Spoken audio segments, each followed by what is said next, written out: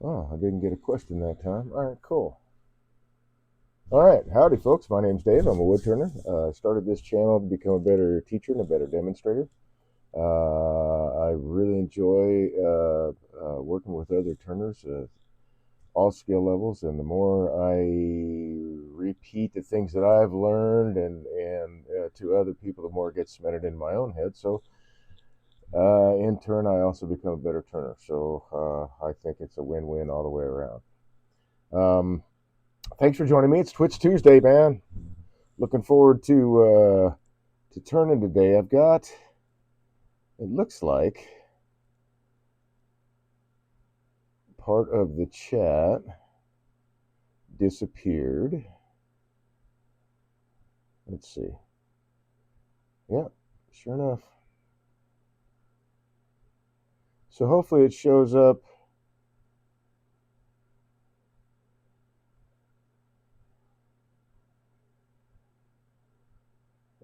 in the recorded part. That would be awesome.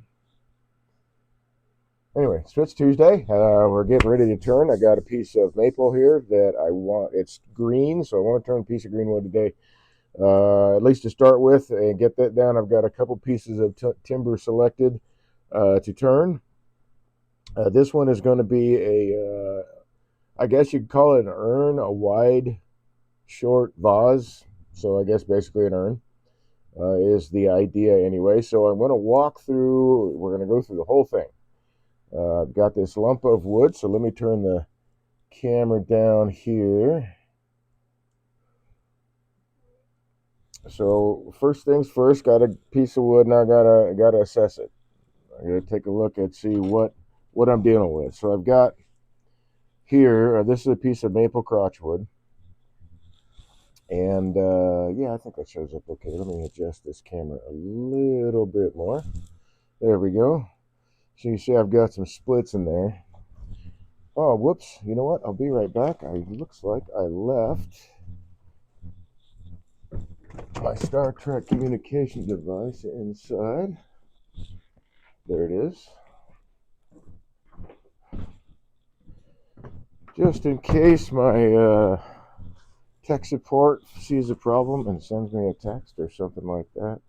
And while I'm at it, I think I'll double check just to make sure that the stream is going out and the audio is working. What I have, I've made some adjustments to the feed. Ah, cool. So it is working.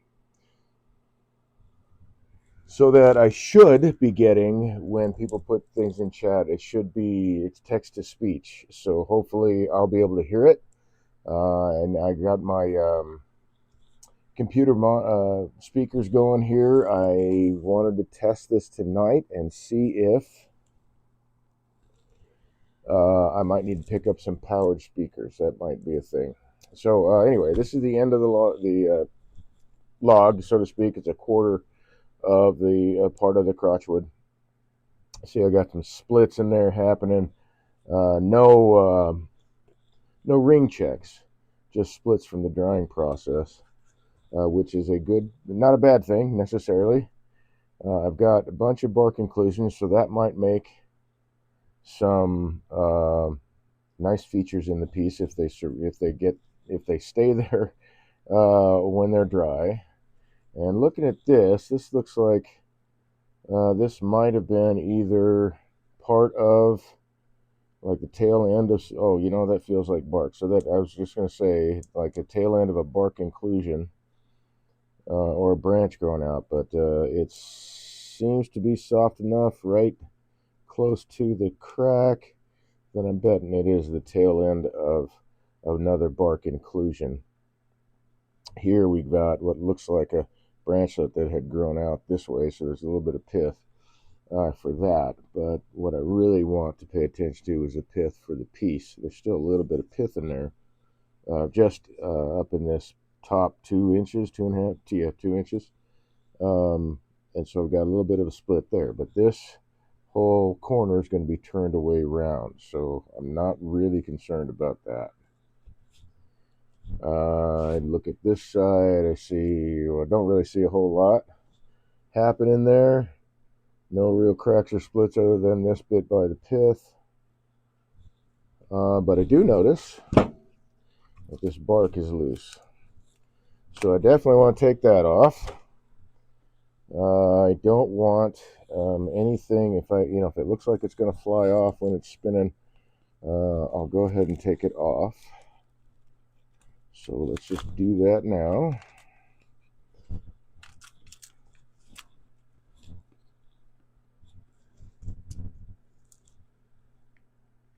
Use my little chisel here.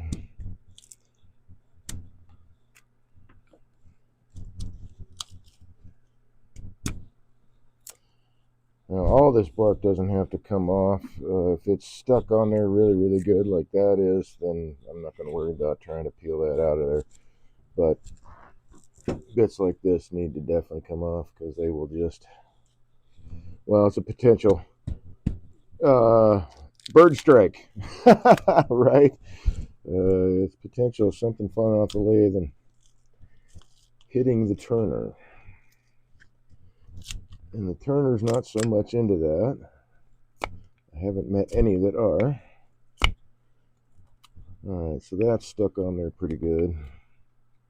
Not gonna worry about that, so we'll get rid of this stuff. So now that we got most of the bark off, let's take a look at the outside of the tree. I don't see any weird, crazy things happening there. No splits or anything like that. So I'm gonna say we're ready to put it up between centers. I've identified all my problem issues. Oh, that's another thing. Since I've identified that this has got splits on it, and it's kind of an offcut, right? It's not fairly square like this edge. This is going to be my bottom. Doing that, making this the bottom means that I can turn away most of this stuff that's split. And I intend to, my intention is to carve legs into it so it has 3 legs. There is a split right there, but all this is going to get turned away, and that is back over here by this branchlet and this little indentation, whatever happened to the tree there.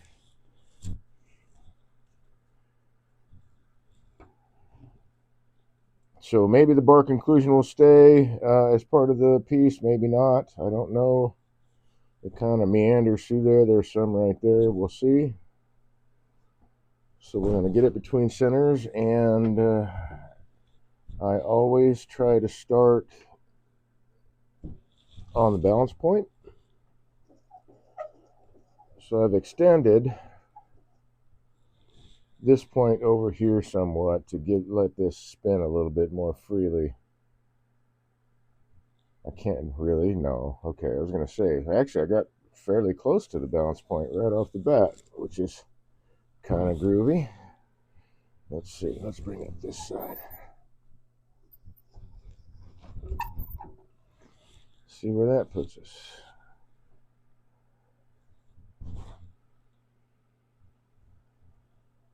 So it's heavy on this side, on the bottom, so we'll raise it up just a little bit more. Make sure it's spinning free. I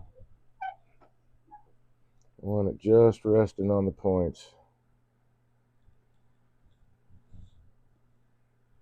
So wherever I move it, it's not shifting. So I'm right at the center of gravity. So I'm going to mark these two. This one should now have my ring around it. And that's a deeper indentation. I want to take this back out and drop the point back a little bit.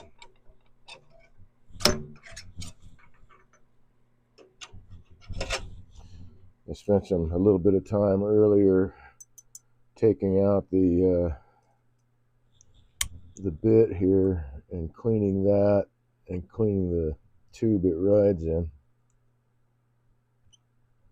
because it was really hard to shift it in and out to change the length of the point.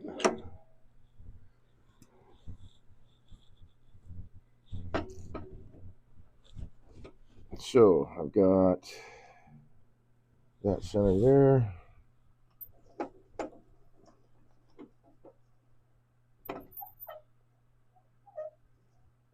And that center there.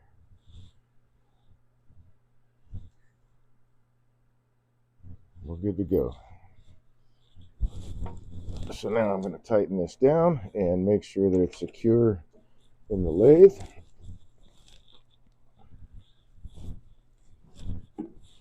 And then I'm going to take it. Actually, you know what? Before I do that, let's just take this apart. Let's go all the way back here. So I do my best. You know, sometimes it's depending on the piece. I don't start between centers. But when I start between centers, which is most of the time, and I'm not doing spindle work, I want to start with on the balance point. And it doesn't matter if you use a spur drive. You know, they've got a point in the center. Usually they can extend or retract, but sometimes they're fixed. I don't, especially with greenwood, particularly care for spur drives because, for one, it can burrow into the wood, especially when it's green. I have also seen them burrow into seasoned wood too on some catches. Well, some of those catches were mine in my early turning period, I guess. You could call it that. Earlier on when I started turning. I mean, you can use any variety of things. I like using this Thompson drive center because it's got two teeth, that center circle and that center circle. And if there's a catch, this can continue to spin and it won't burrow into the wood. And because it's one continuous tooth, it holds on really, really well. But you can use a spur drive.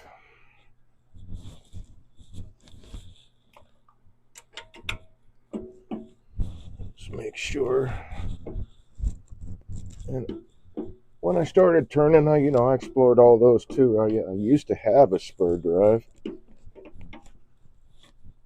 but I got away from it because for me this is a better option.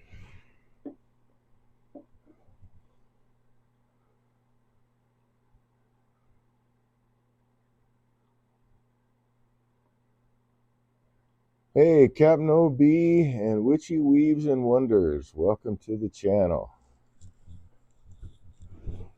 All right, so we've got it between centers on its balance point, right? I can start at whatever speed I feel comfortable at.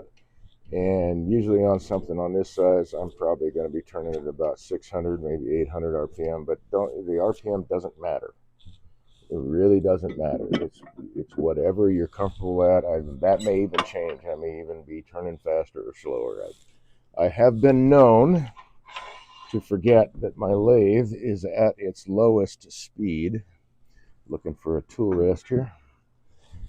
And have just continued to turn entire pieces at 400 RPM.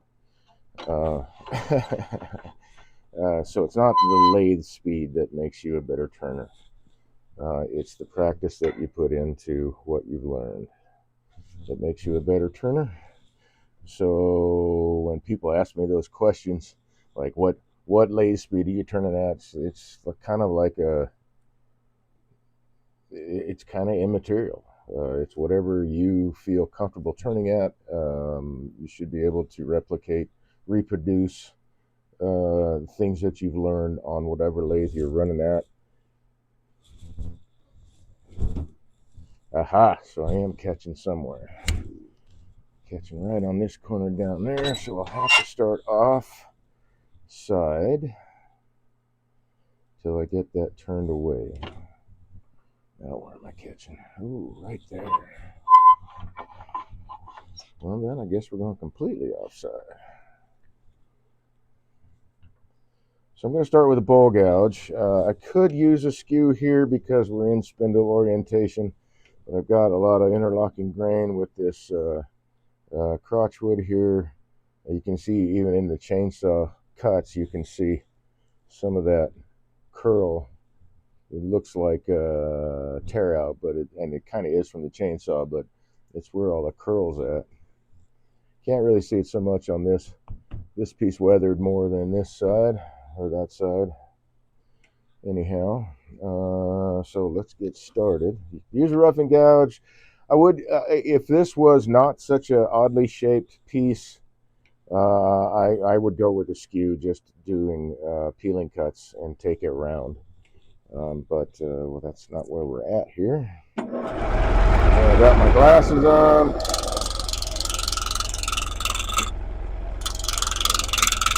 First thing I want to do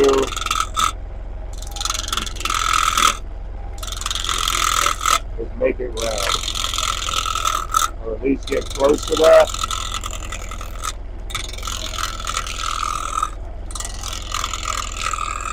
And as I'm going through this process, I'm going to be continually assessing the timber as I go, as new areas are exposed, to see where there might be any other things that crop up that I need to be aware of. Might come around my way.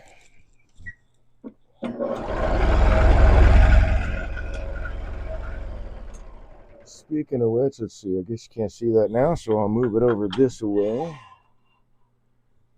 So you can see the tool rest. I always start off with the ABCs, and the ABCs I'm calling, or I term as anchor, bevel, cut. I always want to have my anchor points set before I ever address whatever tool I'm using to whatever material I'm turning. In this case, a nice piece of maple. So I got my anchor point. The tool rest is definitely an anchor point and should always be an anchor point. You don't want your tool above the tool rest, because this is what you'll get. You want it firmly on the tool rest so that as the piece comes across your cutting edge, most of the force is going down through the tool rest and into the lathe and not into you. The next bit is the bevel, and that's that little section right there. In this case, this is a 60-degree bevel. It's just my preference. I find I get a lot of utility out of this. Is the Jameson grind to 60 degrees, and I find I get a ton of utility out of this particular grind. I've tried several others, and I know it's all personal preference. I particularly like this one.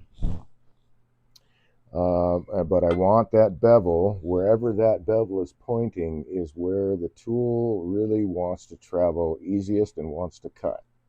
So I want that bevel pointed in the direction of my cut. In this case, as it's coming around, I want the bevel pretty much pointed perpendicular to the piece. I'm basically doing a push cut, but it's making peeling cuts because this is in spindle orientation.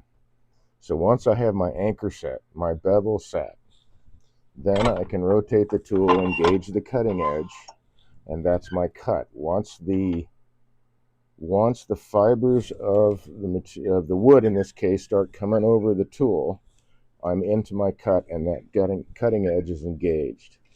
And I don't like to use the words or the phrases like ride the bevel or follow the bevel. When you're actually cutting, the bevel itself is not really making contact with the wood when you're making a proper cut. The bevel is there to help you get into the right position to cut, to have a clean cut. That bevel wants to travel in the direction that it's pointed. And once that cut is engaged and everything is set, then you should have,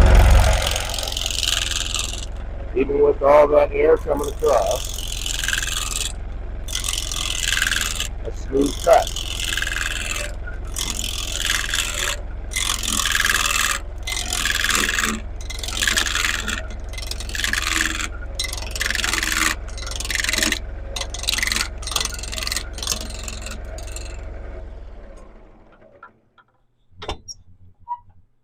So now I can can bring the tool rest closer.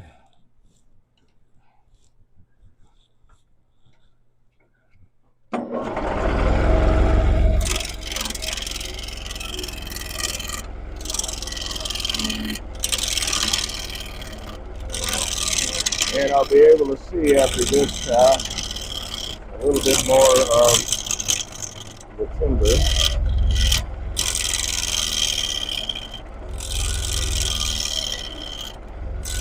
And the more you practice, and I don't say perfect practice, proper practice, because you practice to get better. With proper instruction and proper practice, your muscle memory will build up very quickly.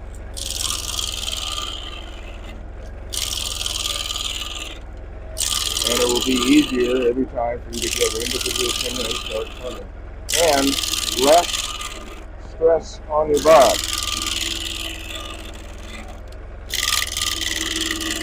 I'm really not feeling any pressure or any kind of bumping or anything from the workpiece at all. It's all going directly into the tool rest, which is optimal. That's what we want. And I'm only advancing the tool as fast as it can actually cut through the fibers of the material. So we got all this exposed now. There's going to be some curl right in there, a bunch of curl right in there. That's really nice looking wood. So here's where that pith left over was. Now I can see, all right, this might actually have been a branchlet, and that little thin part that's coming off was the bark around that little thin branchlet, because there's a pith right there. Still got some bark inclusion happening. I can see that there's going to be quite a bit of curl on that side. So we'll just keep advancing forward.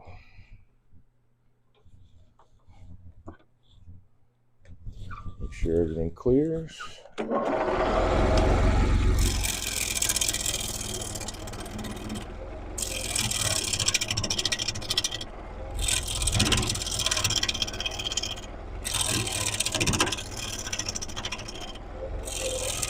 So it turns out that in general,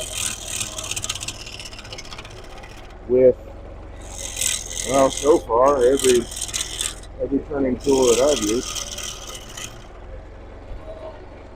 I need to drop my tool rest just a bit. 45 degrees, the cutting edge at 45 degrees to the surface in that general area is the best angle to cut at. So I've got my flute open at 45 degrees. Like this would be all the way closed, we'll call that 0. This would be all the way open at 90, right? Or you can do vice versa, doesn't matter. You don't want it all the way open. That's a definitely invitation to catches. So I want this about 45 degrees. And my cutting edge is going in about 45 degrees. My tool is getting a little bit dull, so I'll swap it out in a minute. Let me get through this.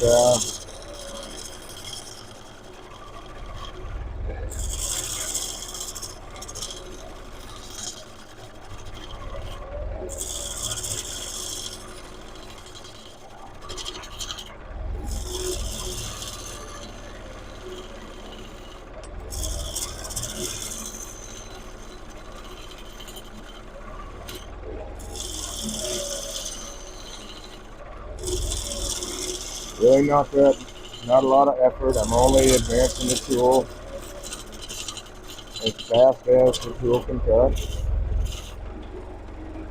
Let's take a little bit smaller bites out of it now since it's getting dull.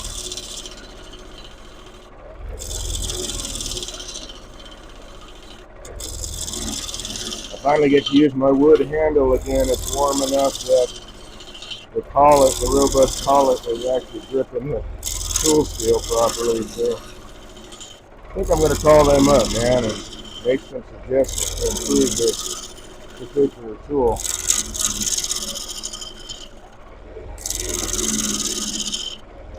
See what they think anyway. And I think with a fairly simple adjustment, it would seem that it would be much more effective when being used in cold temperatures. All right, so we're just about there. So I'm getting, in general, a little bit larger piece than I thought I would out of this, so that's nice. I'm not sure if I'm going to leave a natural edge on this thing. I might do that, but I do need to look as I'm going around and assessing and see where all these splits are going to. So I know that basically, looking at this split ends there, this one ends there, that one looks like it ends there, this one ends way up here. So somewhere in this general area there needs to be a curve. As I said, this is the bottom, so I'm going to wind up turning most of this away anyhow.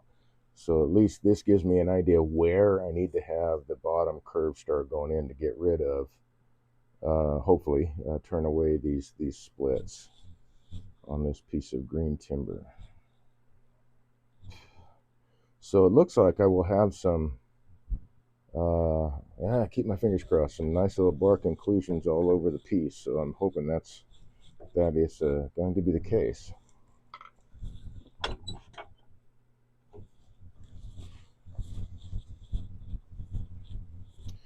All right, so let's talk about a push cut really quick. A push cut, as I got my we'll call this my tool rest. So that's my anchor, my bevel set 45 degrees to the surface. That cutting edge is at 45 degrees. The flute's open about 45. And, it's just the ballpark, right? 45 is working really well for this piece of maple. Sometimes it might need to open it up a little bit or close it a little bit, but in the area of 45 degrees. Now, push cut is just simply that. It's straight in, straight out. It's pushed in, pulled straight out. And then as you can see, as I'm nibbling along here in all these lines, that's one push in, pull out, move over, push in, pull out. So the push cut is just a push in with the cutting edge leading the handle. The handle is lagging behind.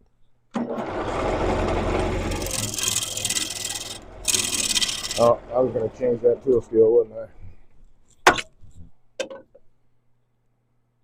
I don't know. Yeah, it's getting kind of dull. Fortunately, I have some more already sharpened here. Let's grab this guy. Connor Mallow. Hey! So apparently my speech to text is not working. I heard nothing when the chat came on.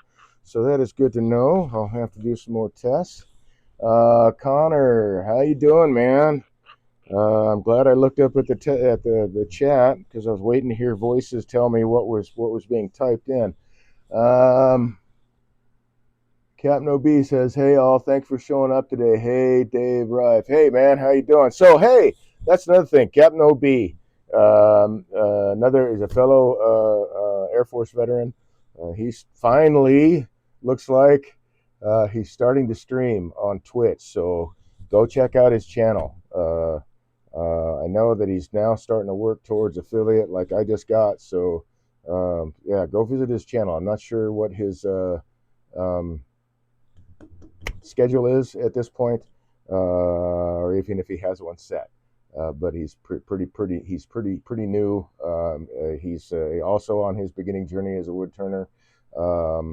Lyle also is, well, yeah, I guess it would be your first mentor, right? Your first full-time teacher. Like, I mean, you've had, well, not at first. I mean, you've been to Rudy's classes and stuff like that. But that's like a class as opposed to working in Lyle's shop and then working with Lyle on stuff. So yeah, kind of miss those days sometimes, but not the hassle. Check out his channel. All right. So that's basically the mechanics of the push cut. It's just in, straight out, straight in, straight out. None of this wavering back and forth or raising and lower the handle. Once you have your anchor point, your bevel set, it's just a simple straight in, straight out. You don't have to change anything that's going on here as long as your tool rest height is correct and your tool presentation is correct. There we go.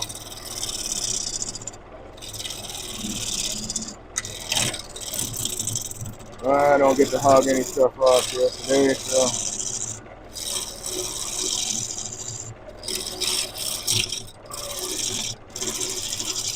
But I don't think, this channel is not meant to be, it's meant to be primarily wood turning, I guess, but that's not all I want to put on it. Mike is going to have a variety of things, including wood turning, I believe, on this channel. So yeah, you can check that out. If you like what you see, give the guy a follow, man.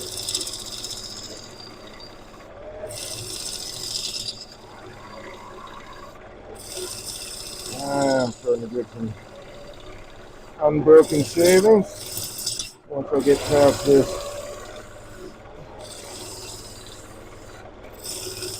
cutting air.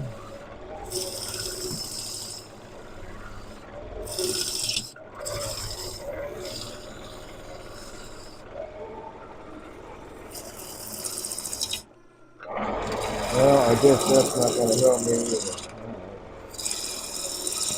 Figured I'd see if I could wrangle some pull cuts on that to clean it off a little bit faster. I got two problems. So one is my tool rest seems to be moving a bit. And two, well, I don't guess. Let's see. I might have a little bit of, if I keep that, a little bit of a natural edge on this urn. We'll have to see.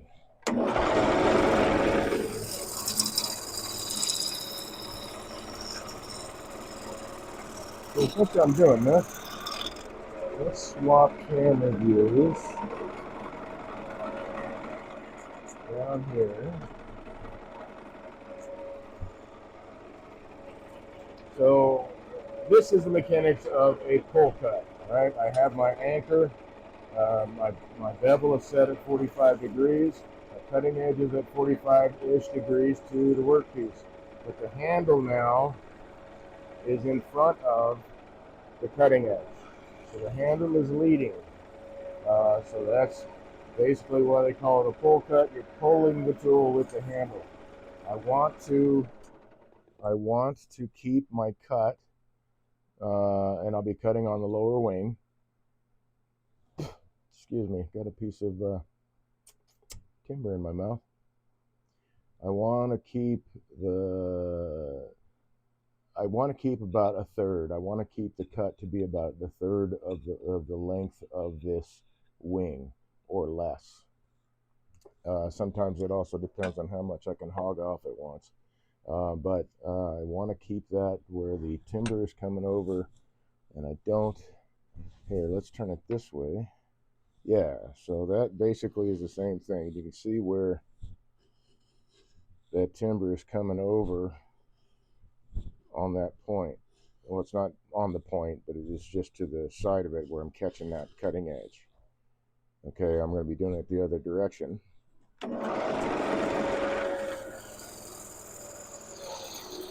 And the movement is left to right. It is parallel with the ways of the bed.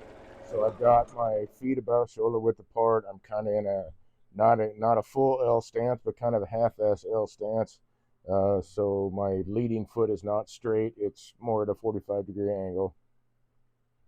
And my ankles and my knees and my hips are all loose. They're not locked down, so I can move with it. So all I have to do is shift left to right during a pull cut. This is great for body mechanics and a whole lot less stress on the body.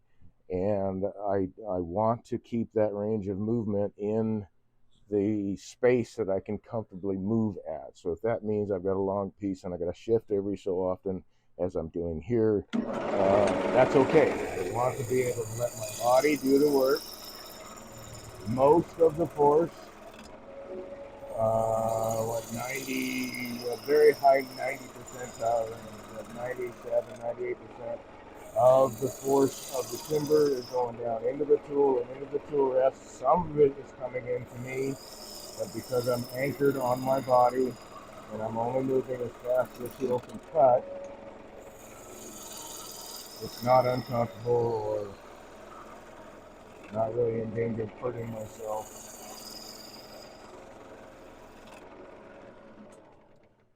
So that's 2 cuts right there, and I think I see that this wants to be cut the other direction, so I'm going to see what that looks like just to confirm my suspicions.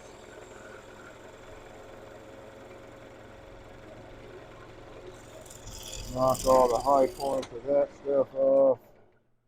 Yeah, it wants to be cut that way. Okay, that's good to know. So that's another thing too that I'm looking at as I, especially with planing cuts, stuff like that. When I'm making cuts, I want to read the grain and what is left over after a good pass. And I say a good pass, sharp tool, everything is steady, so you get a good surface.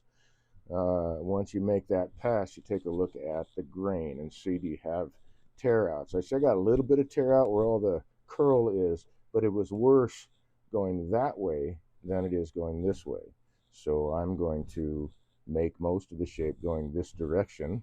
When this is flipped around and then chuck, it'll be that direction, but that's where I basically want to follow with this piece of timber. So I've got pretty much round.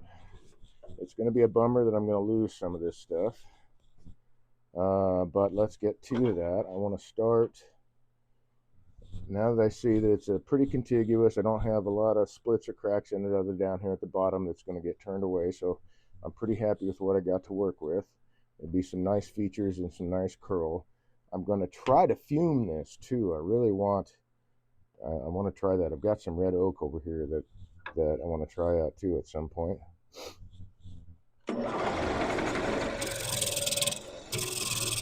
One thing you should definitely be paying attention to is how your cut is proceeding.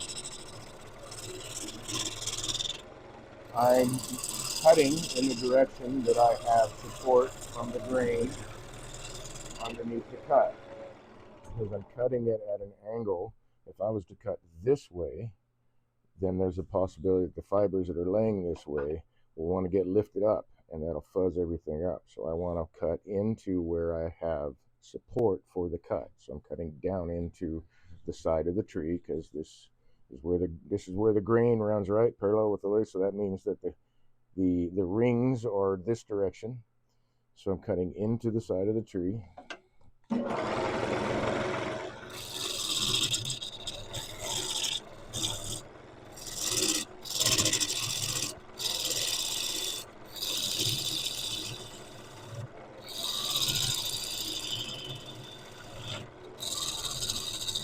I'm not sure how far I've got to go here, so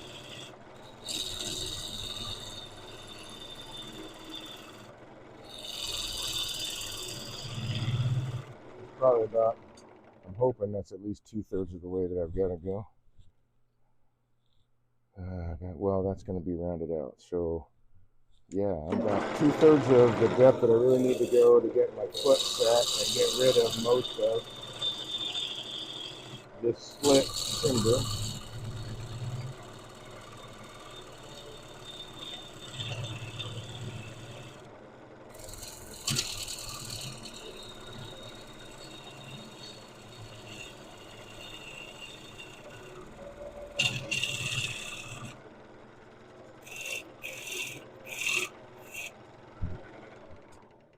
And then I think I can probably start rounding out the bottom a little bit, yeah, to get an idea of what, because I want as wide a shape as I can get out of this piece of timber. It's not always the case when I'm working with stuff, but in this case, it is. So I'm just doing a push cut here. So I'm swinging the handle around to draw an arc, right? It's basically a bead. Outside of a bowl is a bead. But my handle has to move quite a distance so that it stays ahead of the cutting edge. So as I come around, the handle moves quite a bit. You can't actually see that. So as I come around, if I start here, the handle comes quite a bit around, ways around to get around that curve. It's different with different tools. With a bowl gouge, you can turn beads with a bowl gouge. I mean, when you turn in a bowl, you're turning a bead anyway. Yes, it's possible. Okay, so you can see those split lines. So I'm going to have to, let's see, I think I'll take this down some more. And if it wasn't for those splits, I don't know, let's give it a try. Now that I'm fairly round,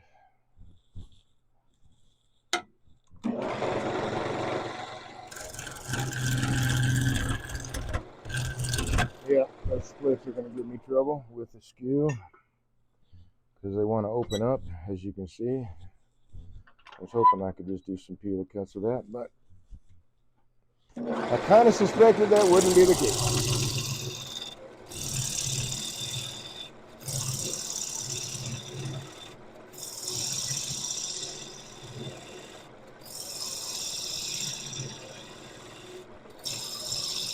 I do want to carve feet onto the bottom of this hollow form. This would be an open form, right? Bowl, vase.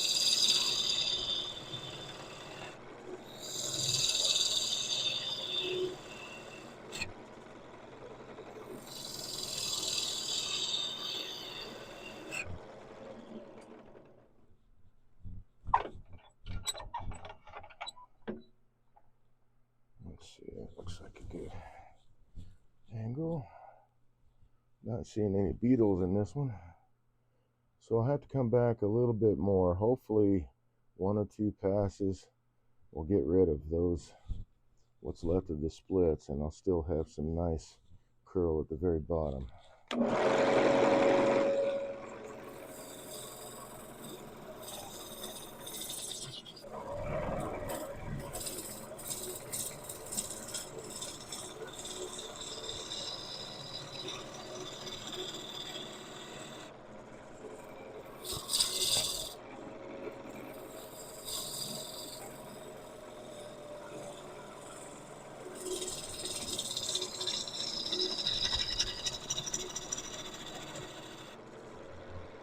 I wish you could see a better view of this, and that's why I'm really hoping to get another camera. Well, actually now I'm thinking too, so you can see what my whole body is doing while I'm making these cuts. My whole entire body is moving the tool. It's not just my arms or my hands.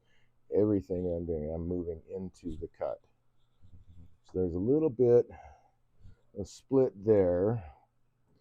This split has got just a touch left there. So this, I'm at a good point here. Now I need to refine the shape. I'm going to take a little bit more light there.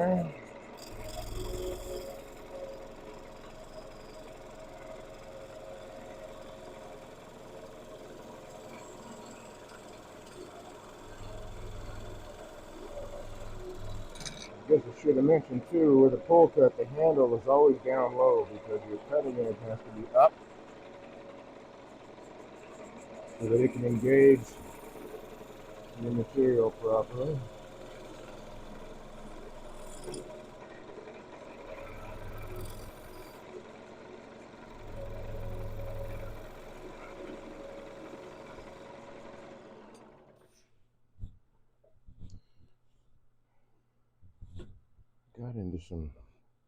Felt like I got into some curl. Okay, so yeah, there's going to be a lot of curl there. That's nice. All right, I want to, let's see, I want to refine the shape a little bit more. I want a slight inward curve at the top. Not a big one.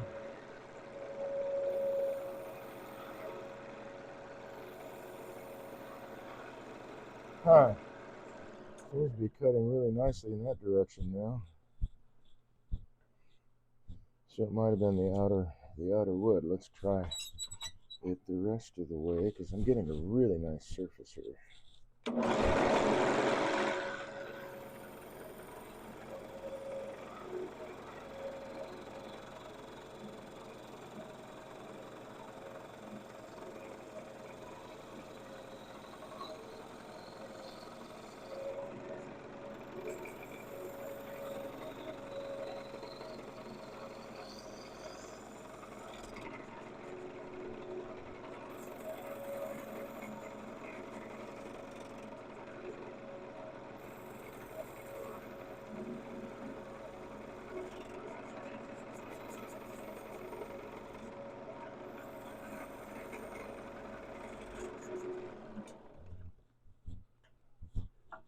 Alright, there we go. So as I look at this, my tool rest is parallel to the ways. Got it ever so slightly on the top. It goes inward, and that's what I was looking for.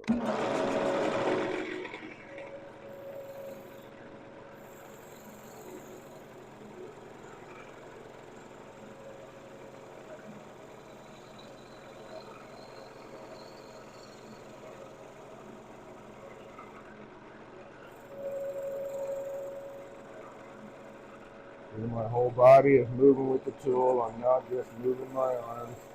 Everything is shifting.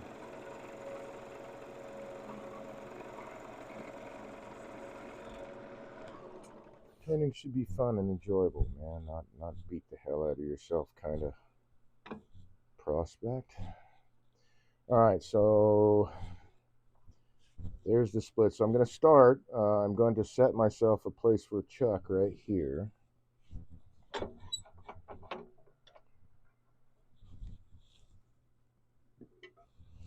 And I also have to make a decision on whether or not that's going to be, well, what I'm going to do with the top edge. I'm not sure.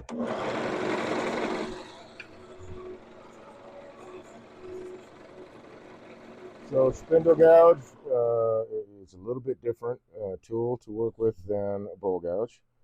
It's still a gouge, so a lot of things are the same. You want your flute open to somewhere in the 45-degree angle area, which is, and your cutting edge at 45 to the material. What I normally do with the spindle gouge is I will set myself up to where my end cut is going to be. And I know that typically when I'm using a spindle gouge, my end cut will wind up with this being at 0 or 90 degrees, however you want to call that. It's totally, completely closed. The flute is facing the material. That is going to be the end of my cut.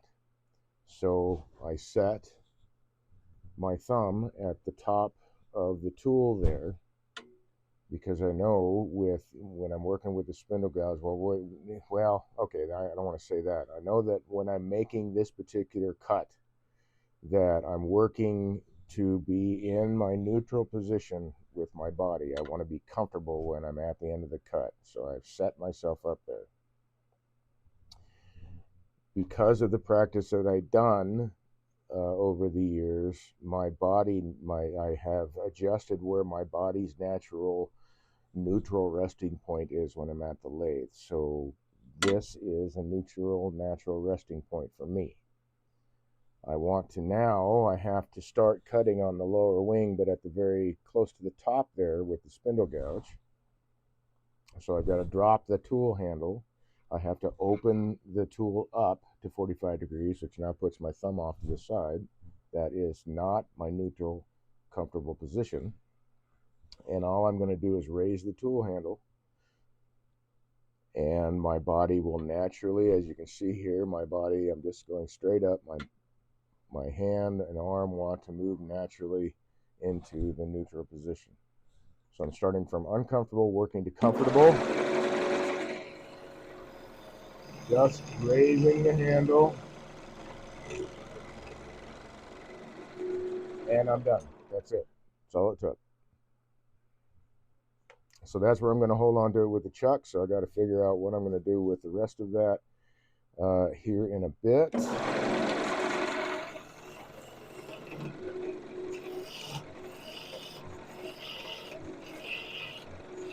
Take this diameter down because I'm cutting this off so that it doesn't get bottomed out in the chuck.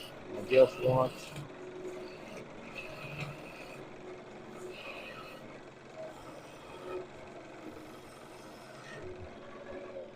this flat here to register against the flat side of the jaws, and that'll be a really, really nice hold. I think I'm going to clean this up a bit.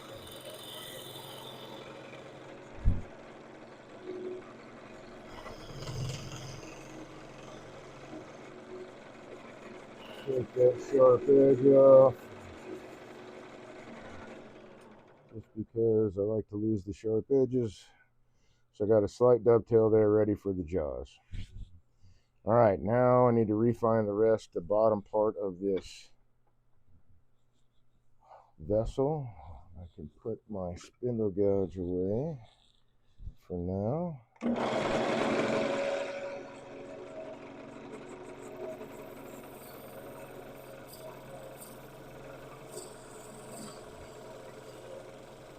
And I want a relatively wide bottom.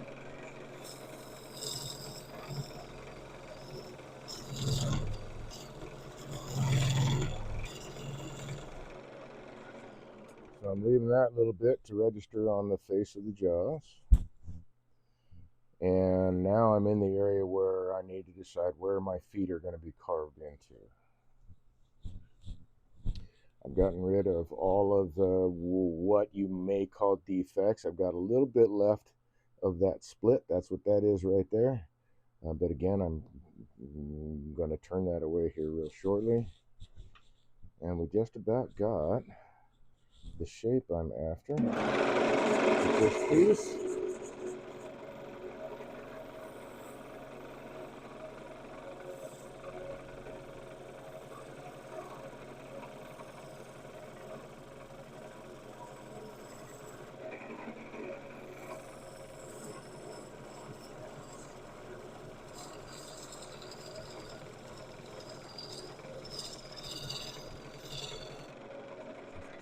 And I think, let's see, let's take a look at this now. So all the split's gone. All that's done. That's good. That's a good thing. Especially with this being green, I don't want, any cracks or splits in there. At least for this piece anyway, to make a mess of things. I'm going to adjust the shape a little bit more. I think I'm going to leave this a little thicker right here because I'm feeling some beads coming on,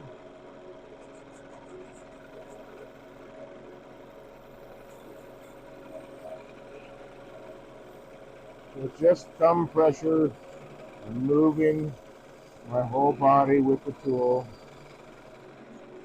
I have to shift so I can make it all the way around the curve physically.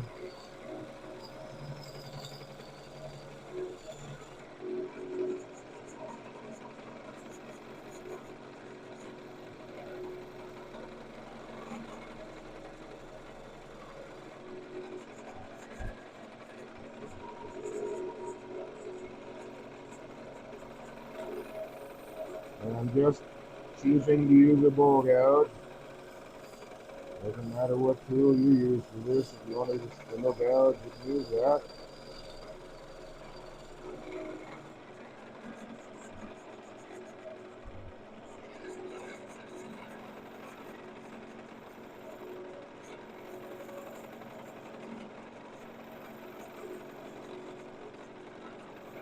I don't believe that,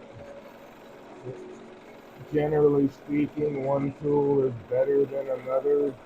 It might be better in a situation. There's nothing wrong with using scrapers to turn. Skew, spindle gouge, roughing gouge, whatever tool works for you, man. If you're at the lathe, you're turning, then that's the tool that works for you. Go with that. Okay, so I'm leaving this just a tad bit thicker right here in shear scrape.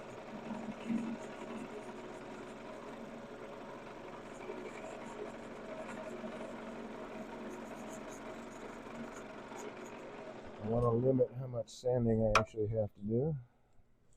So let's see, let me grab this other tool steel. So there is, oh, it doesn't really like, I'm going to have to shear scrape the other direction. All that curl looks like I wanted to fuzz up a little bit. I mean, that would come out with sanding, but we'll go the other direction. So shear scrape, basically your handle is going to be down towards the floor. And I'm going to be always working on whichever direction I'm going, the lower wing. So if I'm going from left to right, I'm going to use the lower left wing because the tools are going to be pretty much all the way closed, right? And if I'm going from right to left, then the tool will swap to the other side and I'll use that lower wing and go from right to left. It's very much like a skew, holding it this way. And using a skew to do shear scraping is actually pretty wild, man. But it leaves a really nice surface. This is very much the same thing. So I want to make sure that this upper wing does not make contact with the wood or the material at all, and I want to be cutting in the upper third of that. So I have this gap, since this wing is not making contact, that I can look down into that gap and see where I'm cutting on that edge. So I can keep that edge, that same area, in contact with the piece all the way through, because I'm looking down into that gap.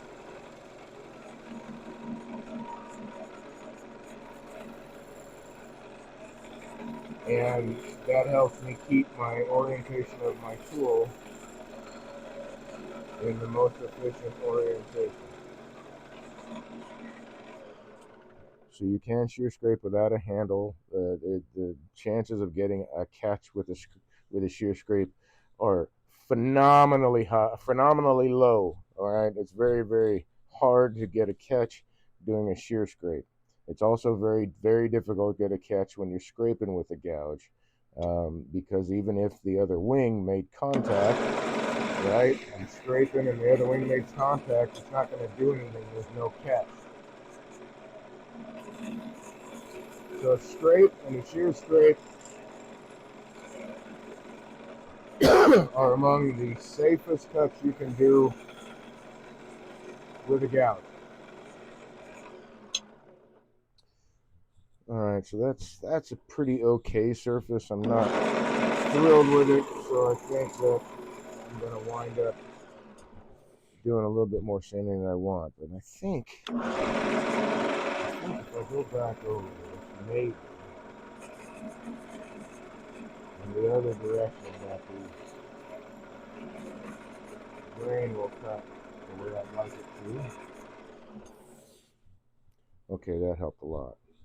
So I'm just going to continue with what the grain is telling me and going that way. So we'll take care of this. So all I'm doing with this scraping, and it's a very light touch. You can see all these tiny, super thin shavings that I'm getting off of this, because it's a very light touch. You don't need to be aggressive with it. Which is why I can do it unhandled, why anybody can do this unhandled. Just enough pressure to keep the burr on the tool engaged with the surface, and just pulling off real tiny shavings like this.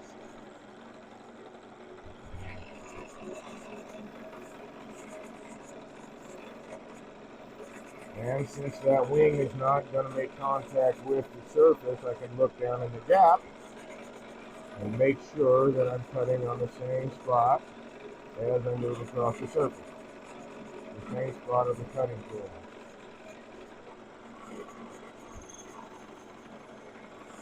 If the top wing were to make contact, we can do it over and over and over again. Nothing is going to happen because this is in a straight orientation. The flute is almost all the way closed. It's when the flute is open too far that you run into more complications and possibilities of getting a catch. I think that's a pretty decent surface. I think I'm going to sand it before I actually turn the beads. Actually, I want to adjust that curve a little bit more. As I follow it through, yeah, I want to adjust the curve just a little bit more. I'm not really sold on that.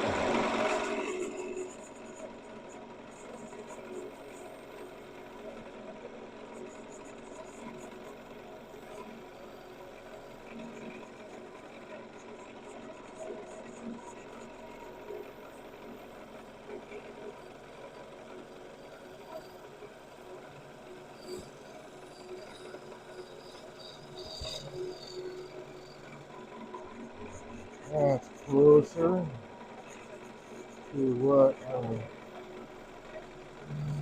doing in my head.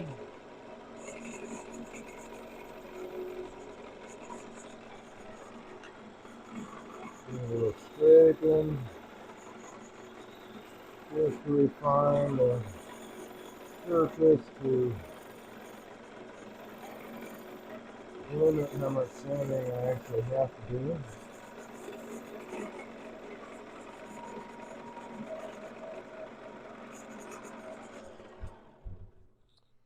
Yeah, that's better.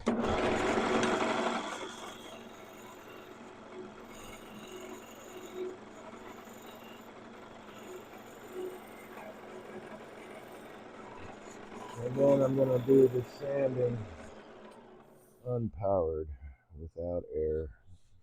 I'm hoping that this is dry enough, but it may not be. We'll find out shortly. Let's see, let's move that guy out of the way. Grab my mask. And the Grex sander right there.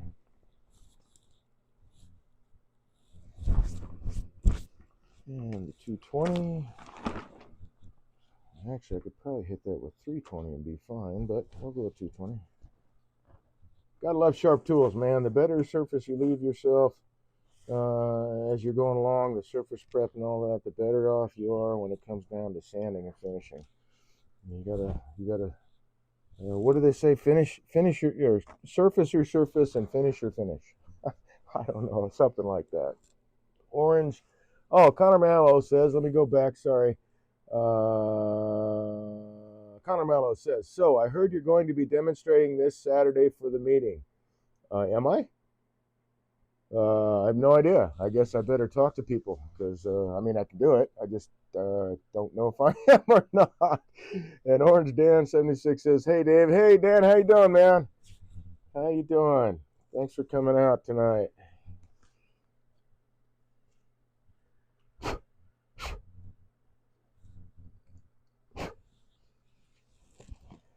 It looks like you've been kind of like me, not really posting. I need my glasses. A whole lot on Instagram lately. But you know, it would help if I had sanding, some kind of abrasive on that. Should I take that smaller? I'll take that smaller later. Talking about the foot down here. Or should I do it now? That's a good spot. Let's see. My feet are going to be somewhere in this area. So no, I'll leave it for now. Once I have it reversed.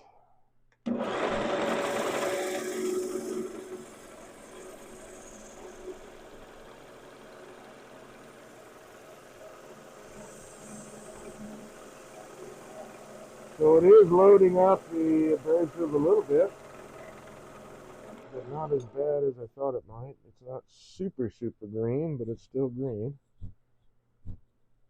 Okay, one more pass, I think we'll clean everything up. It's the beauty of working with sharp tools. There's all kinds of curl in there. Proper instruction, proper practice.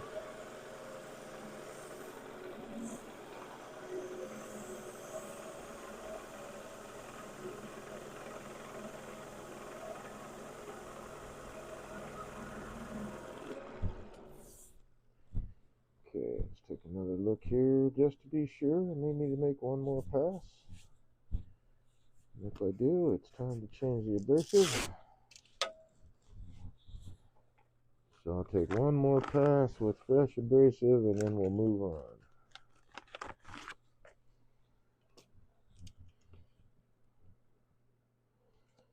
That is a nice surface.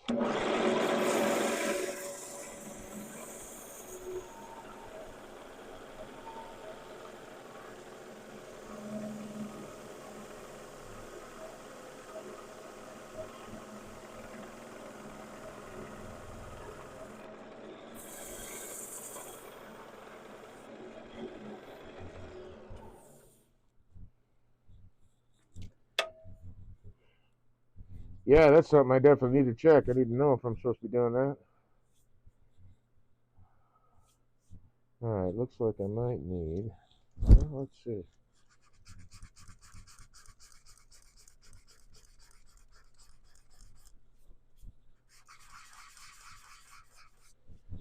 Can't tell if that's curl or that's a tool mark. I think this one is a tool mark.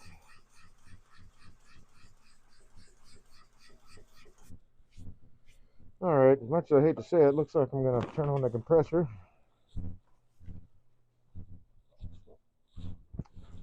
So we're going to listen to this cycle for a little bit.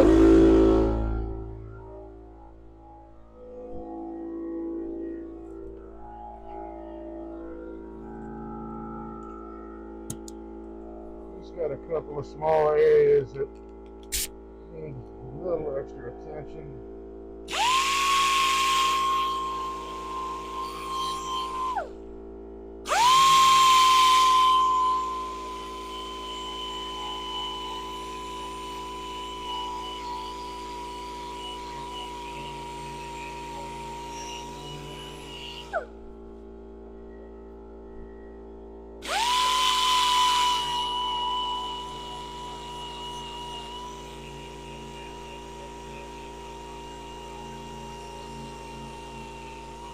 Maybe I'll switch to 320. Maybe it's just this acute case of a drip, possibly.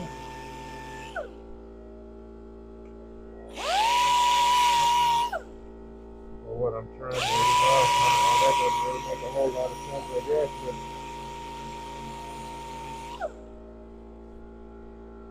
okay, that's taken care of. Look at all that curl in there, man. That's awesome.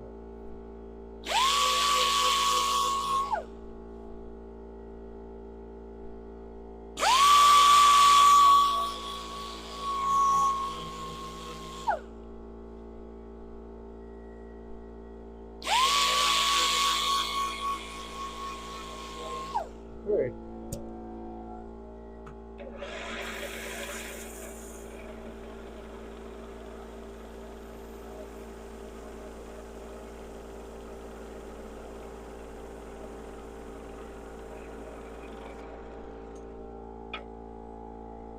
Woo, alrighty then.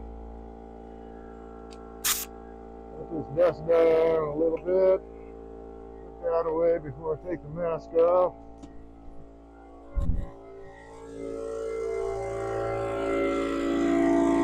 Don't need that running now. Although, hey man, I can blow off my glasses and my computer.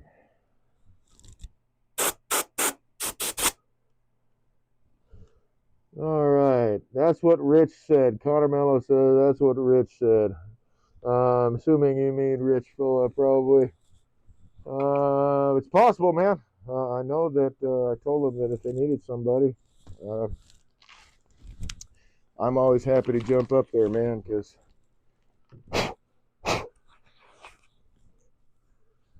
every chance I get to be in front of people doing a demonstration is more practice for me and more exposure and all that groovy stuff. So I'm always happy to do that. Pardon a little water break.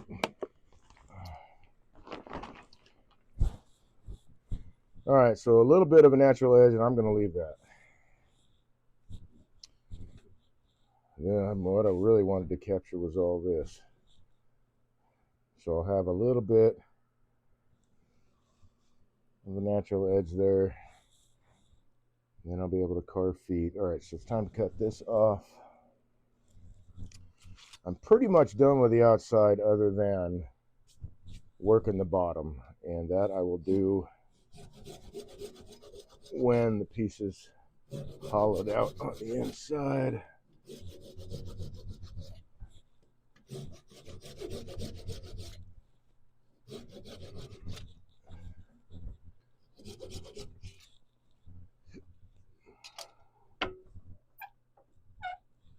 Excuse me. I think that'll probably be okay right there.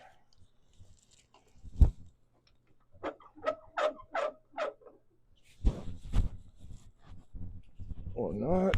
There we go. Let's see, that one. Yeah. All right, so let's get the live and drive centers out of the equation.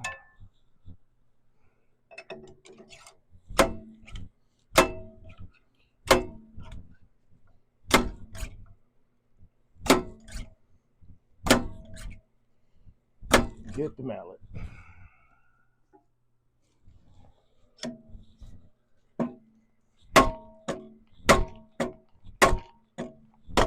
There we go.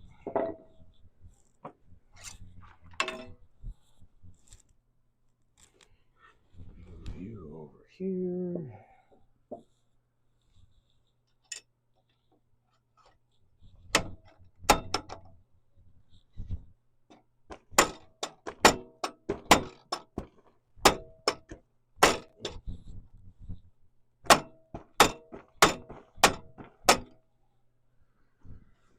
Back out.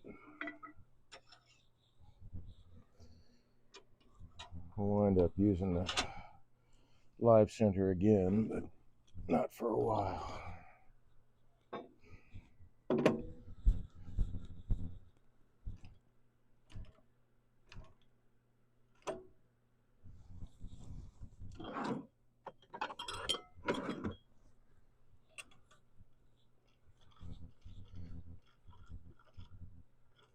TC Smo says you said you were, and it's in the newsletter. Okay, cool. I'll take your word for it. I mean, my memory is crap, so, well, at least on that subject anyway. I don't remember. So I guess I need to come up with something to turn. That shouldn't be too difficult.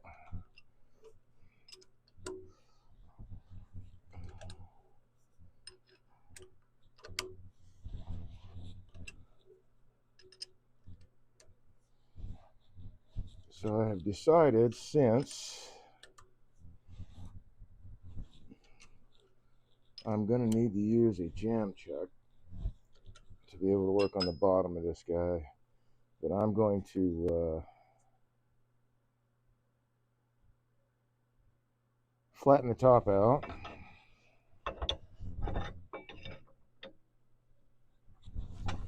And not leave that natural, well, hey, I guess it wouldn't be a natural edge anyway. We could always call it that, but where the chainsaw left its marks. Bring this up a little bit. See what we're looking like here. Not too bad.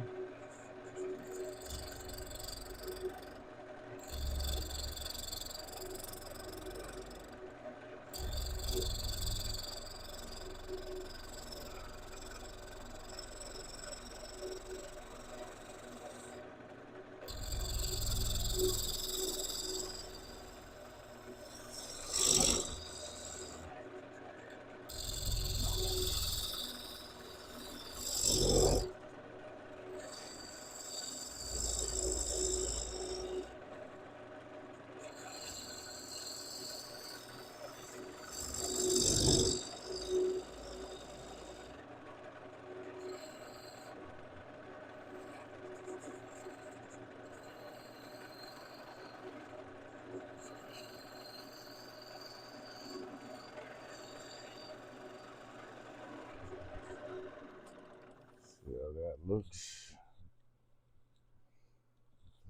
Well, let's see. So now I got to make that decision because there's really not much there left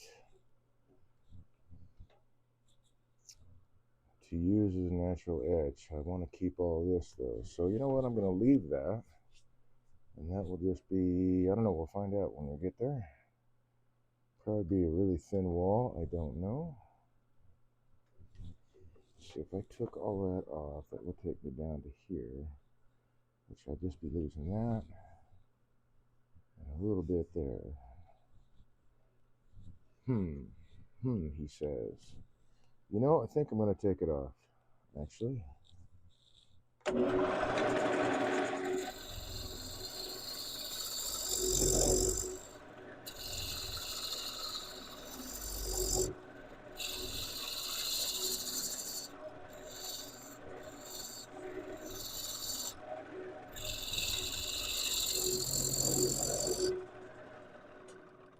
Because I don't...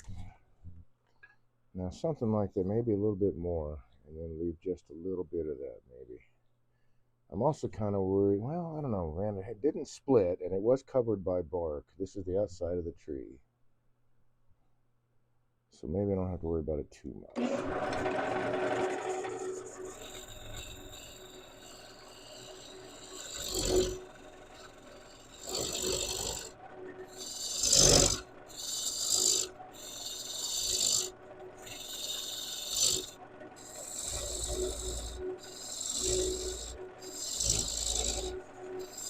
And I think what I'm going to do is I'm going to take some fortunate bits and take a lot of the mass out of this center of this dude instead of just turning it all.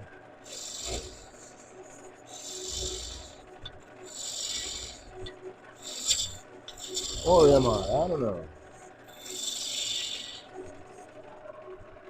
I can swap to a different tool rest now, and I can move this guy out of the way.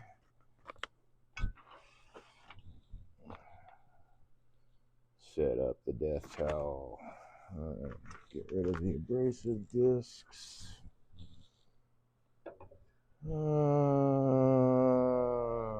Let's see. How do I want to address this? You know, maybe I will. Let's get tailstock completely out of the picture here.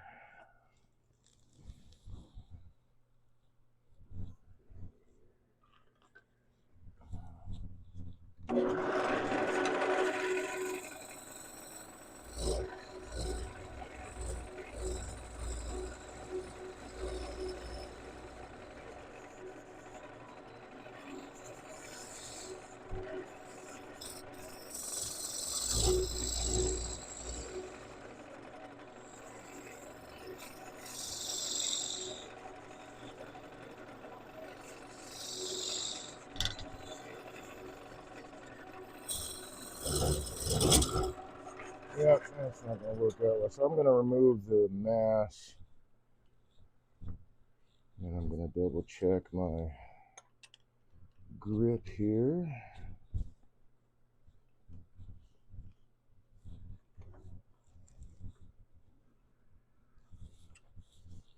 Actually, I think I'll just switch to spindle gouge.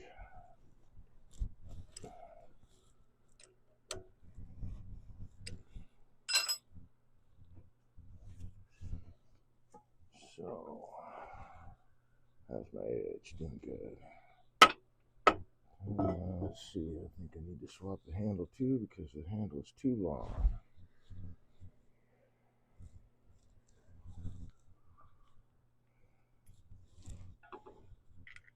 Too long for what I want to do with this tool.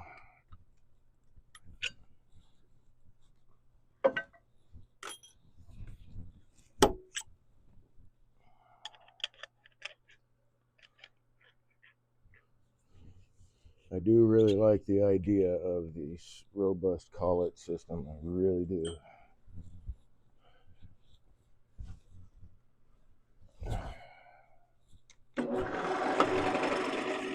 Give me enough.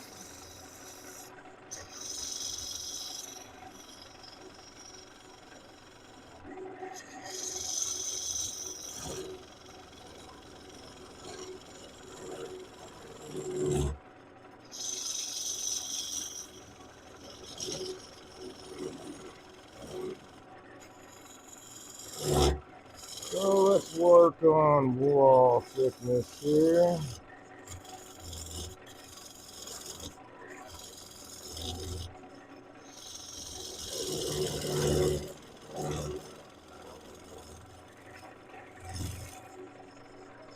Is that too thick?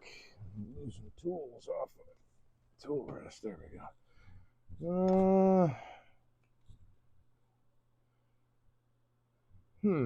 No, I think that'll be all right.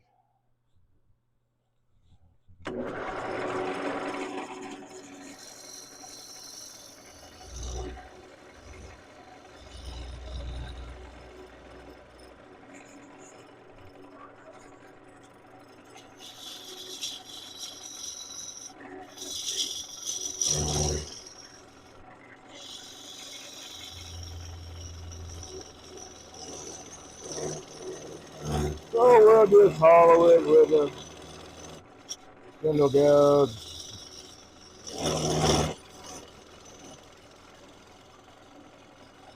Like I believe they teach across the pond there.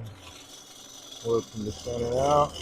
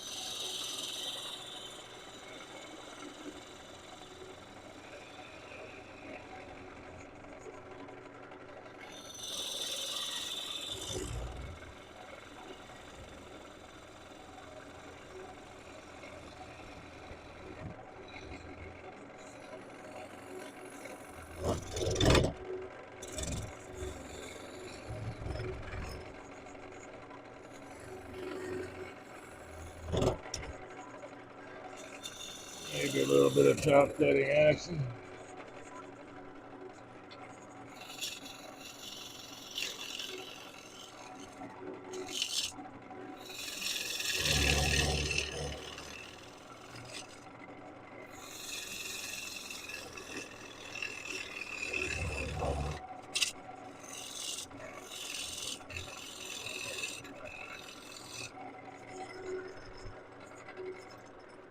And now I'm going to switch to a shorter tool rest here. Let's see, where'd you go, man? Oh, I bet it fell off to the other side. Yep, I think that's it right there.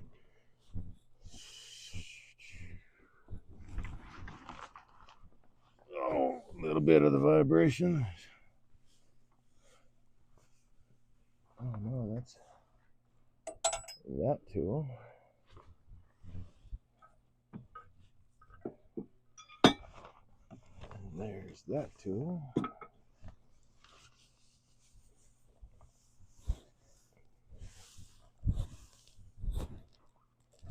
It must have, maybe it's on the other side.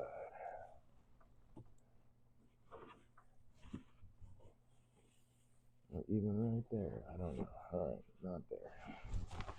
So it's not in the shaving, so I guess it's on the side I was already on, somewhere back there. Nope, there it is. It was in the shavings.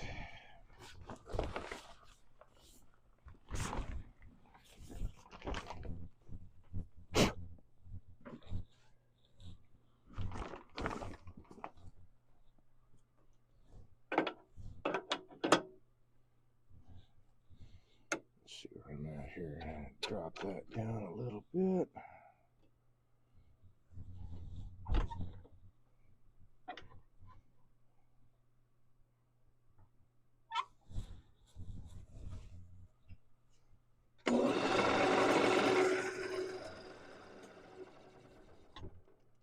rubbing just a little bit on the corner there.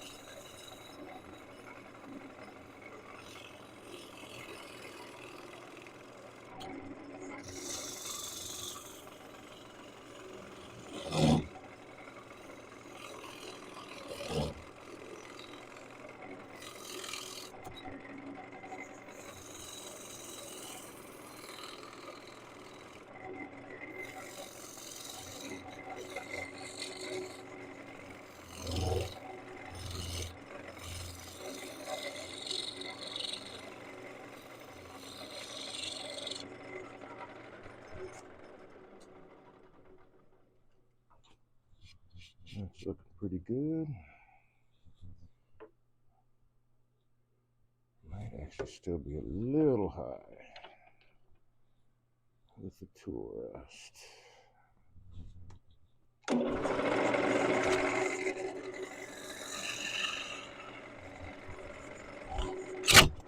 Yep, still a little high. So, make an adjustment with the chuck here, move to some fresh timber.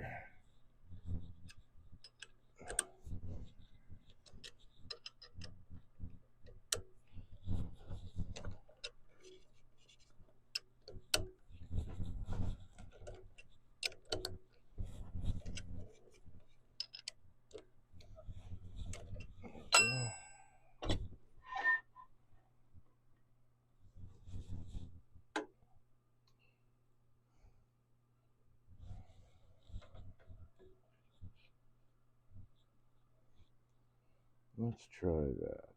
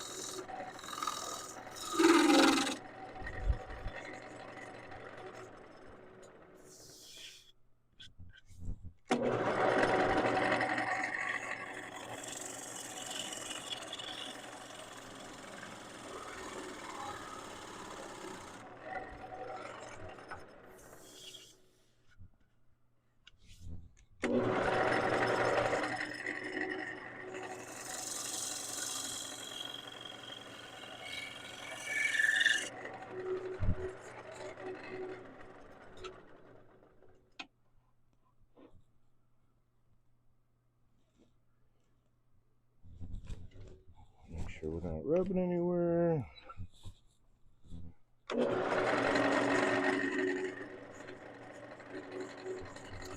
Yeah, let's go with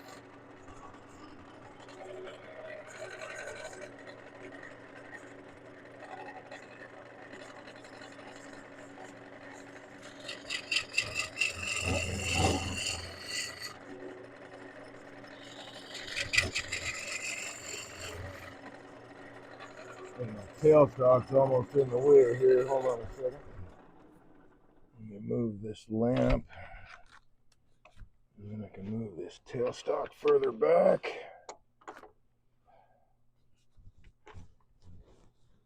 Sounds like it might be raining outside.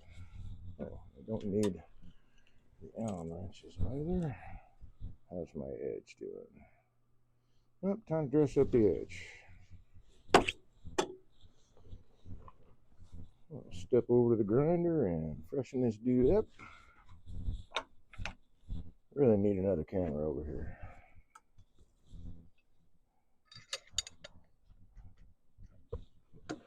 So I do use a Wolverine jig. My intention in the future is to learn how to do this by hand without needing a jig.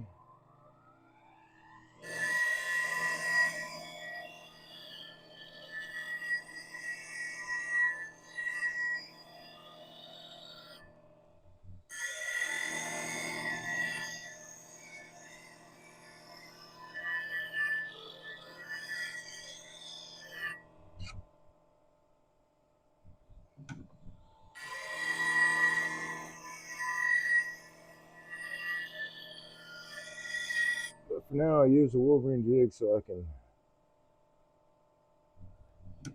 be consistent with the grinds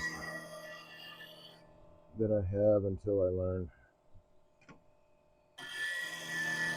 to do this by hand. Let's see, get more here.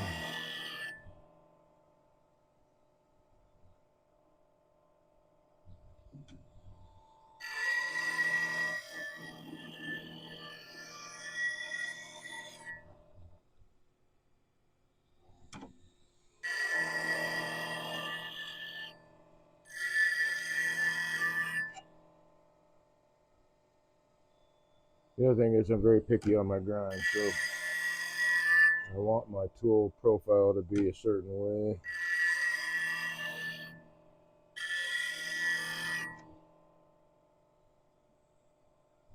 Kind of fussy about it.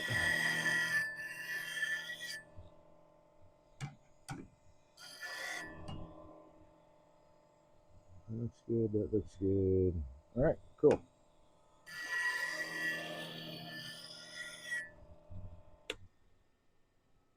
That should do.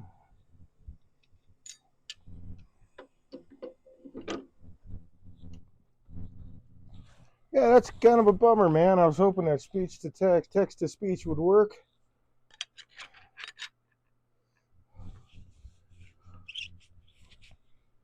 I wonder if I said what I was going to actually turn.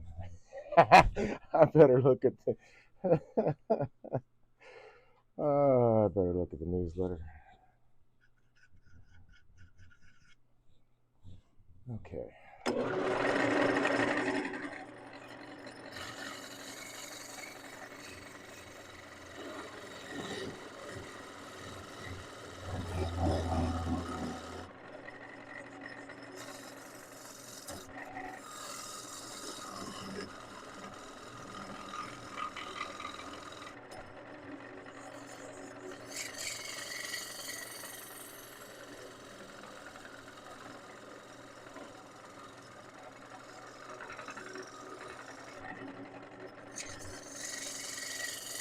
Okay, yeah.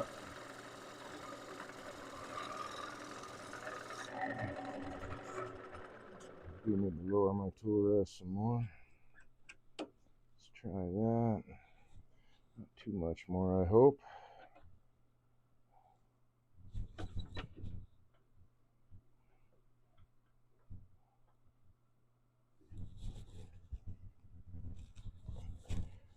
Nothing's rubbing. Okay.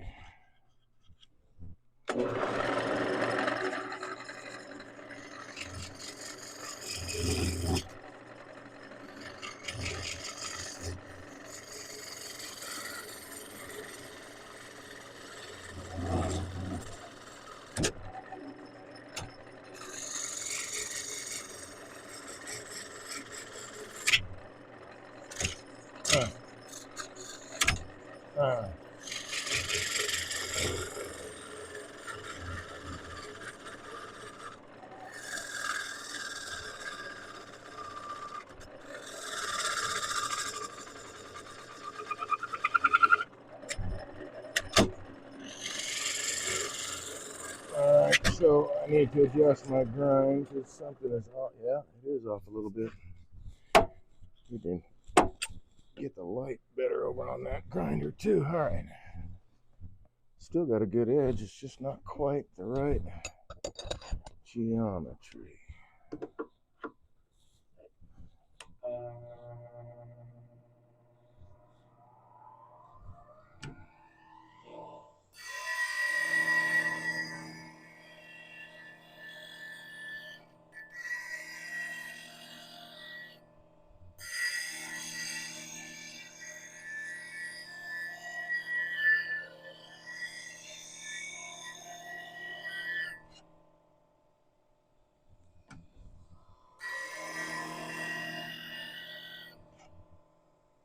There we go.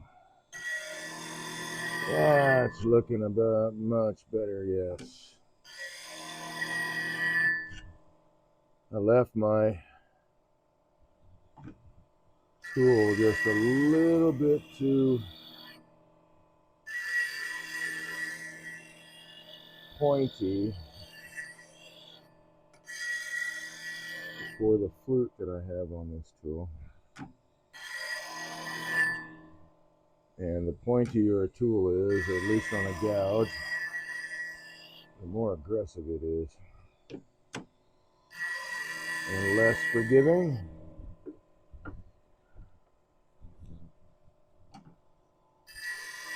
So I like my, and I'll show this to you when I bring it back to the camera, I like my gouges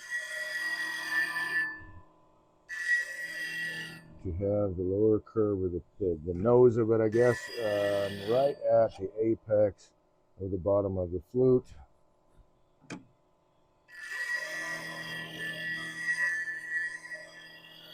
And basically as wide as at the very bottom of it, and I'll show you what I mean in a minute.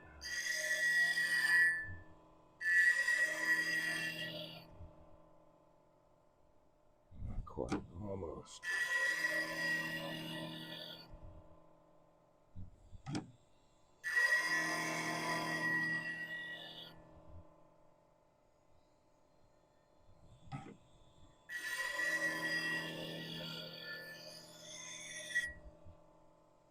Did that do it?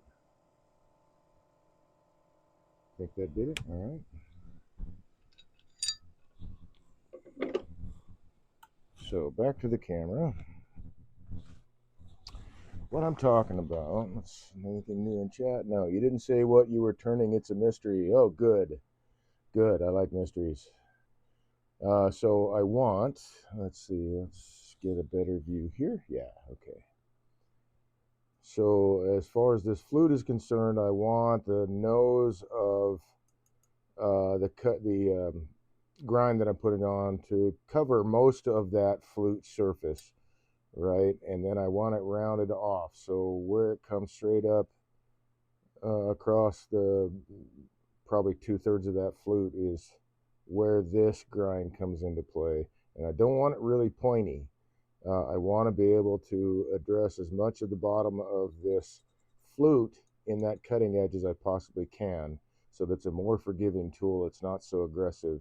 And make it too pointy, it really starts to get aggressive and you start having troubles turning.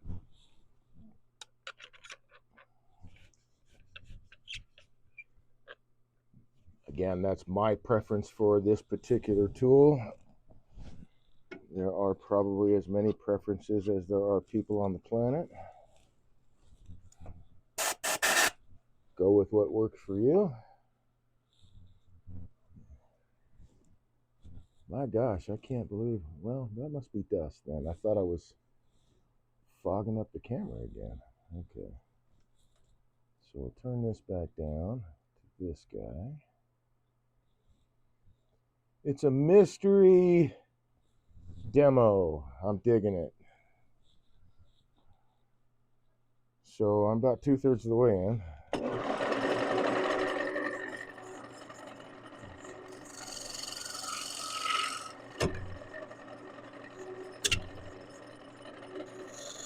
I don't understand where I'm catching here. I need to figure this out.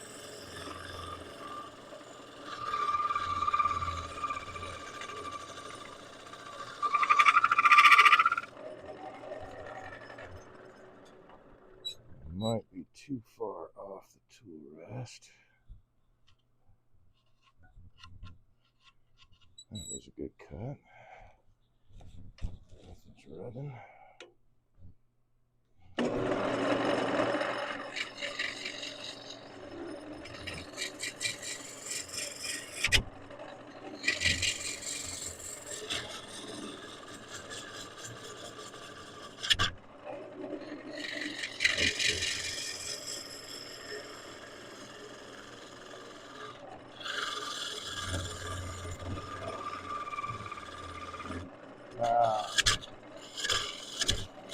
Dropping my handle a little bit too much here.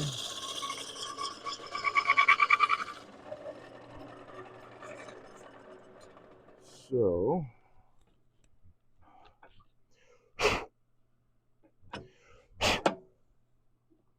let's do that. Making another adjustment.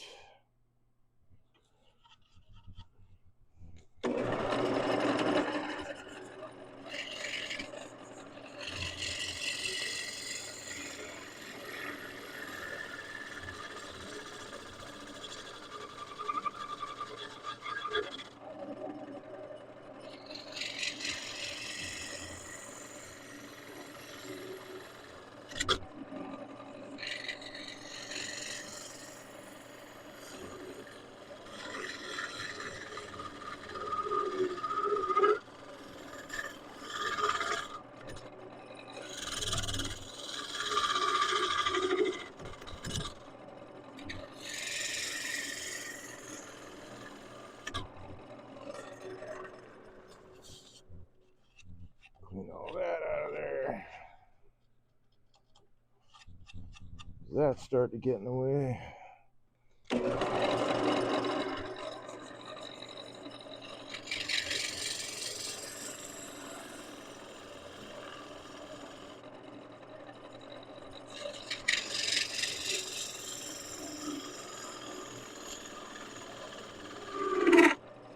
You can kind of get away with this stuff with a wider vessel, getting your tool rest down in there, which is very nice.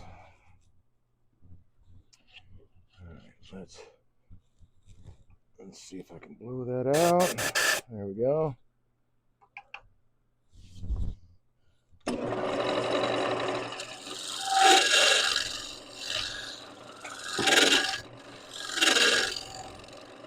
Looks like I just lost it. Allen wrench for the chuck over there.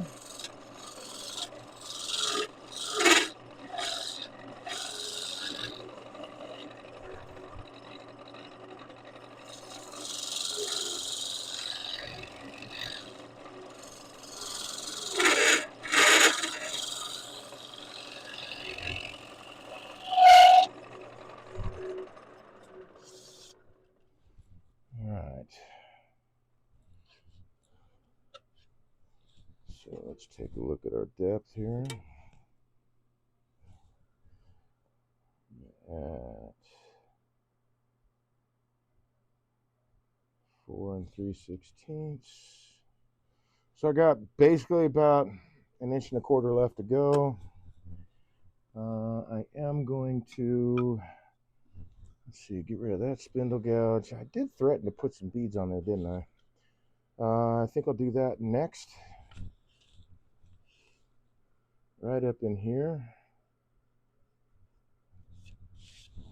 And then I'll finish the rest of the inside. I forgot about those beads. Let's do that now.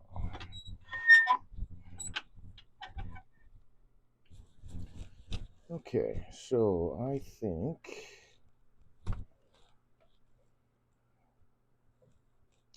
that this area right here would be good for beads.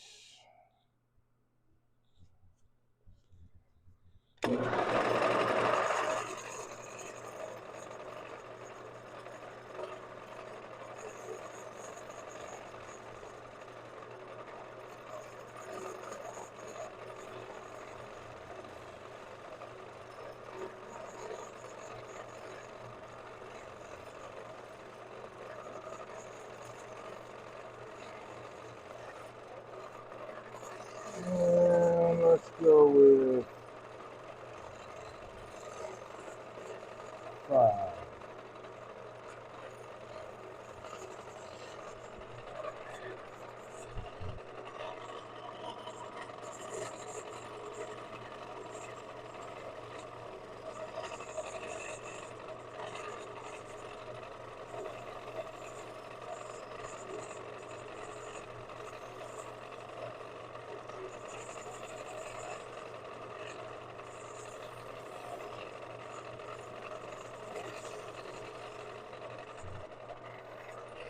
Just like that. Yeah.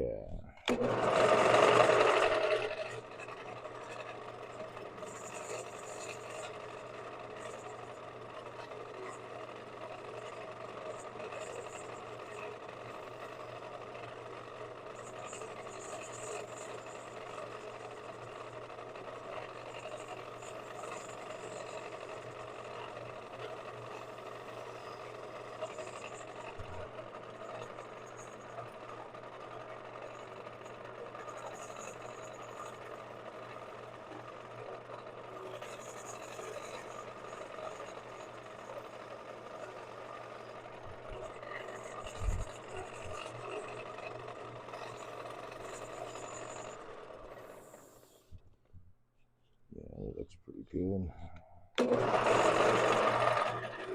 Let's fix this.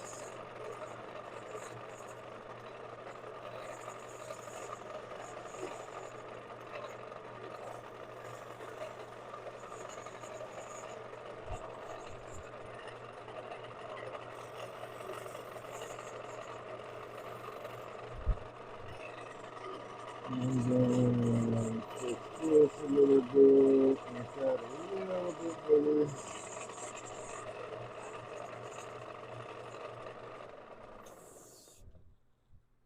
Now that matches. Okay. Cool, so we're done with that. Looks like I'm going to need to run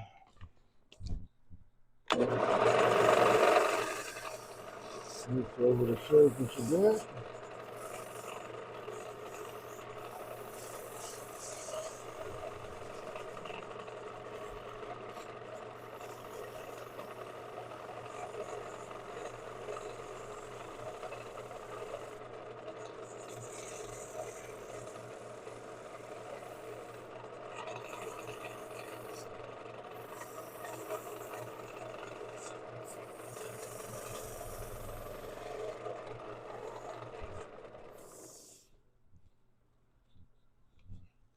Okay, no tool. Oh, a little bit of tool mark right in there.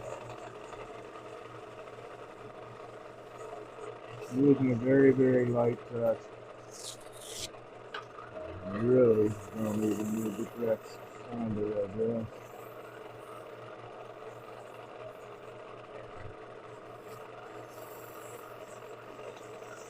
And I'm hoping that the curl and, these beads that I turned into the side will really pop out after it's steamed.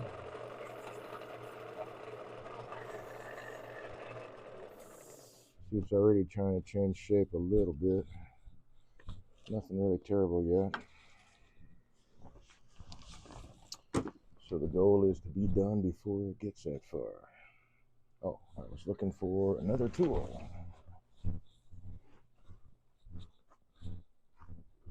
This one.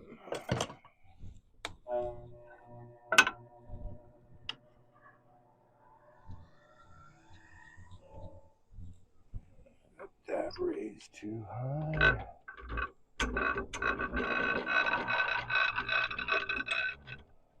There we go.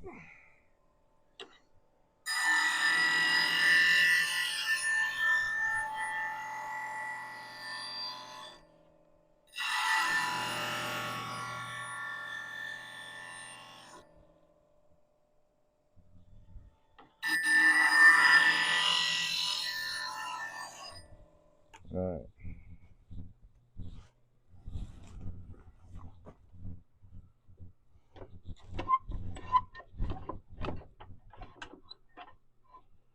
So we'll have to raise this up a bit.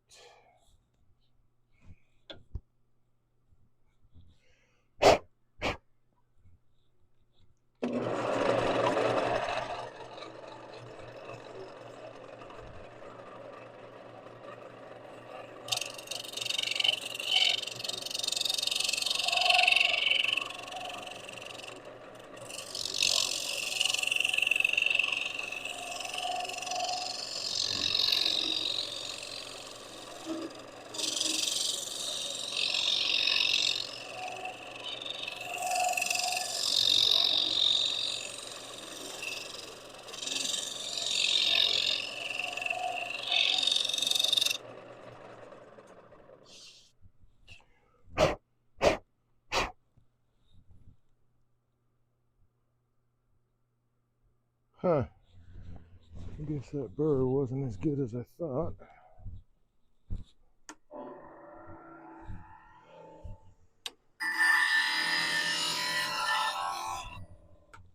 There we go.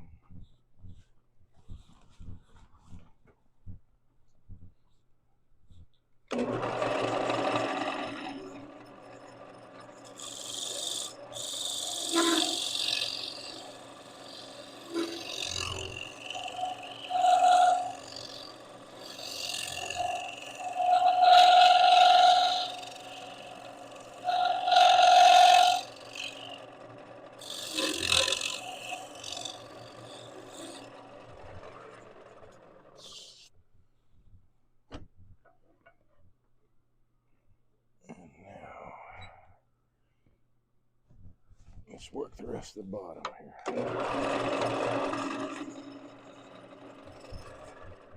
Forgot I raised the tool rest. We gotta drop that dude. There we go.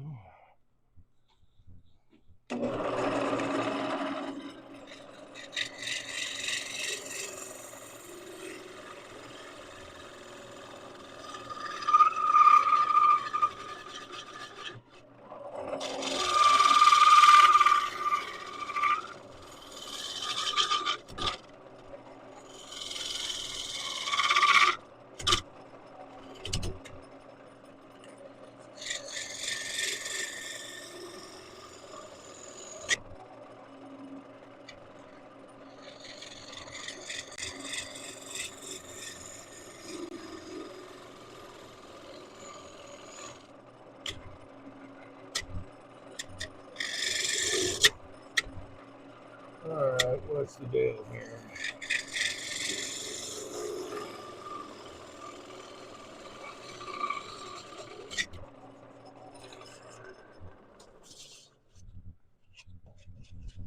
A lot of shavings.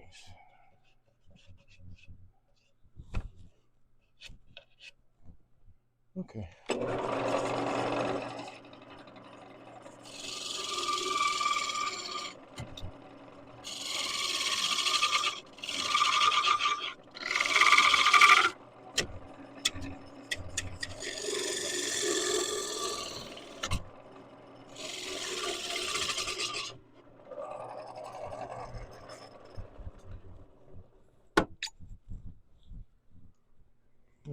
switch back to a bowl gouge here.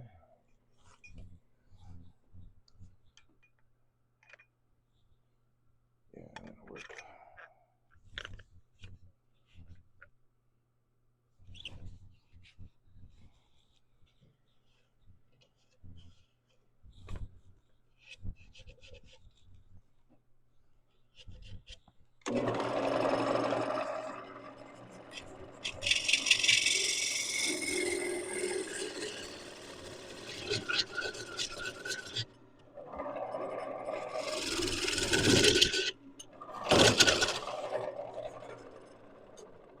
Sitting a little too far off the tool rest. So we'll make that adjustment.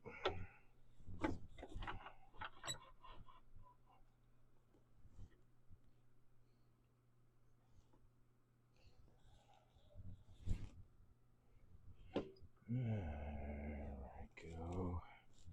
Come on. There you go. All right. So I'm just about at the bottom here. Call that.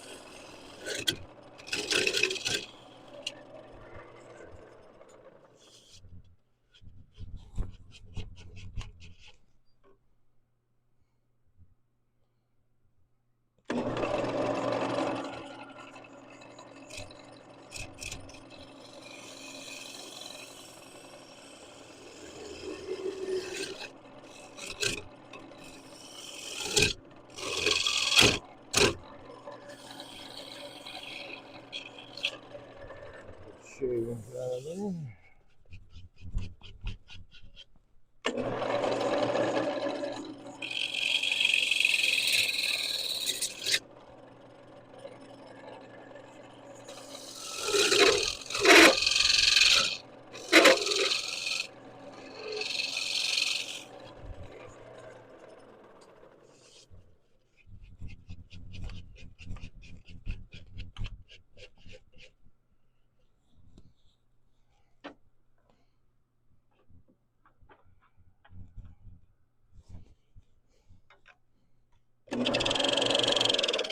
Crazy.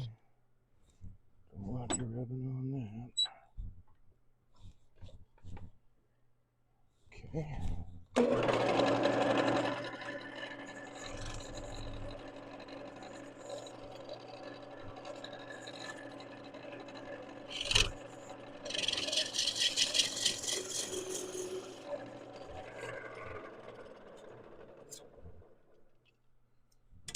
Magnet.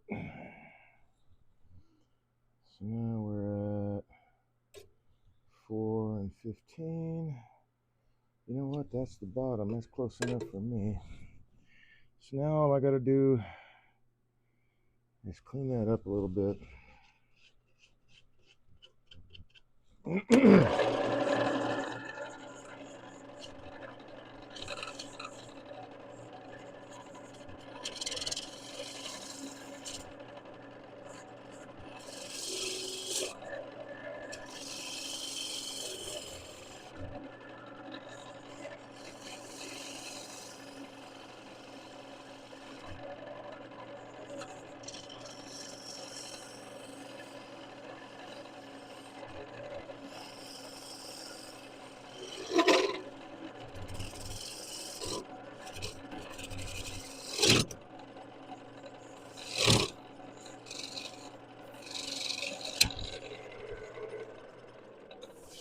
Not the edge of that as I was coming out.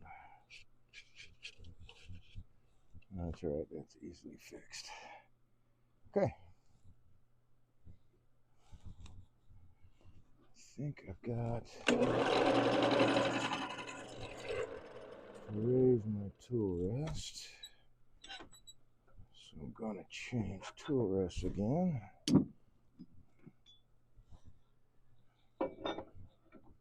And we'll go with this guy. And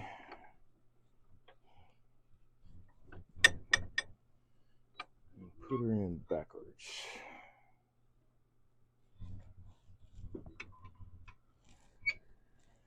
That's going to clear.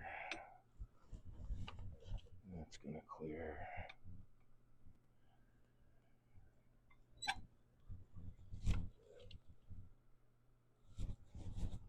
There. Is that too low? That is too low.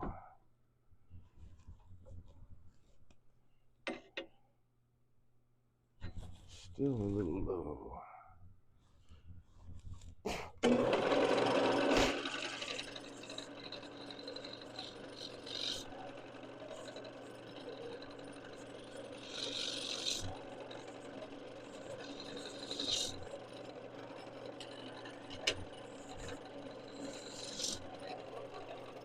Oh, no burr. All right.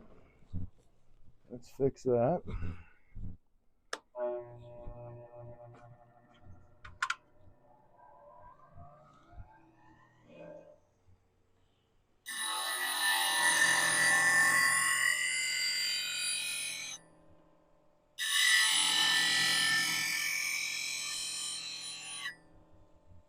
Give myself a good negative rake. There we go.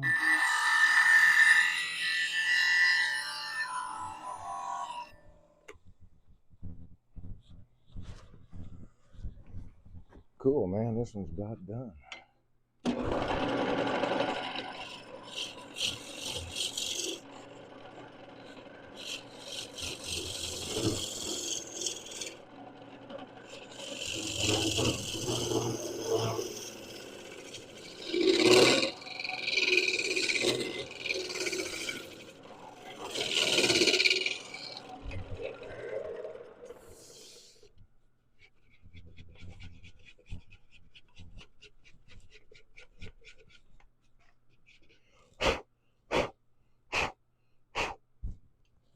See if I can blow that dust out of there. There we go. TC Smo says Inside Out 6-sided natural Xbox demo. You know what? That's what I'm going to lead with. That's what I'm going to lead with. Okay, a little bit more work on the bottom.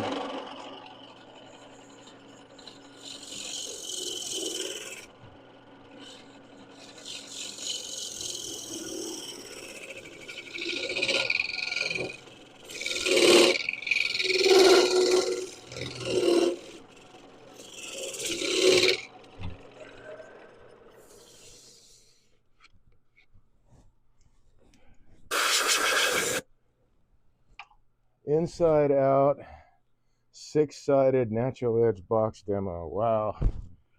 Yeah, wouldn't that be something?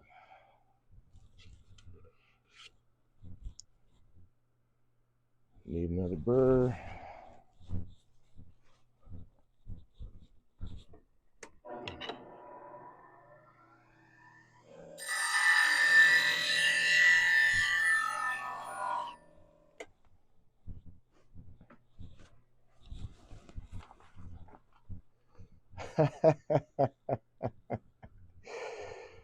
Yeah, Inside Out 6-sided. That's a good one, man.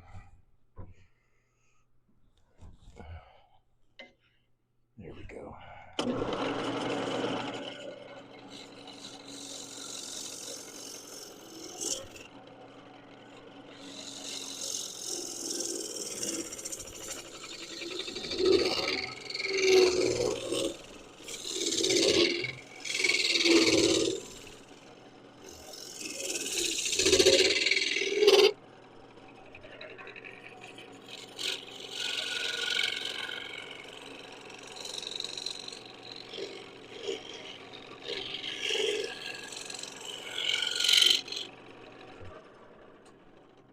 Scraper turned up on its edge so that I'm contacting most of the burr.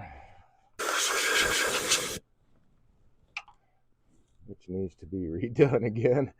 So instead of leaving the scraper flat, I'm tilting it up so that that burr right along that edge is what's making contact instead of any more of the other steel. It is cut away, it is a negative rake scraper, but tilting up even more gives it much more of a sheer cut.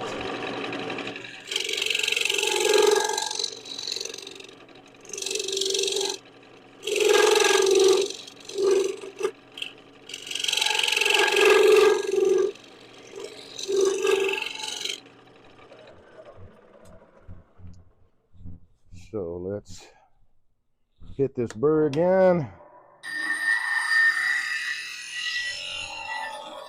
Maybe I should just bring a bunch of, like, a couple of buckets and a workmate workmate bench and a bunch of other things, and say that that's what I'm going to do. It's inside out, six-sided. Natural edge box. Oh man.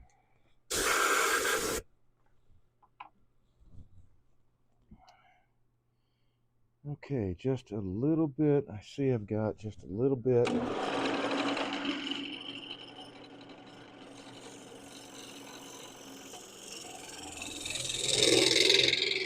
The tool mark down on the bottom.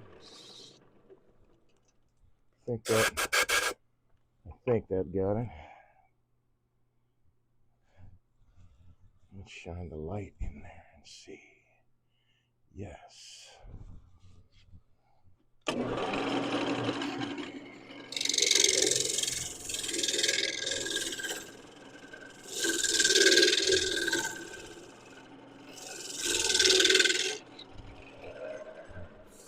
Last bit of that curve done.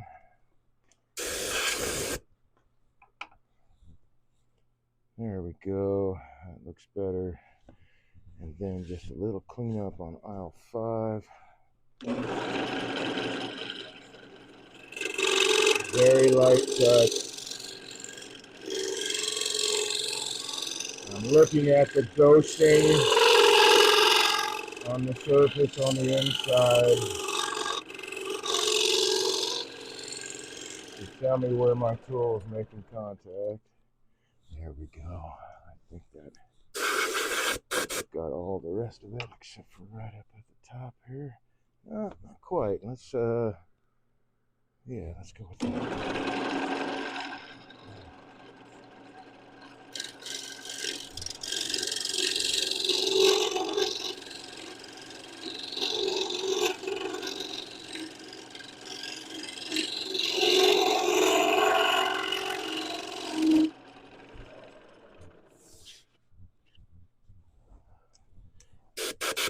Had a bit of still had a little bit of burr on the very end. Okay,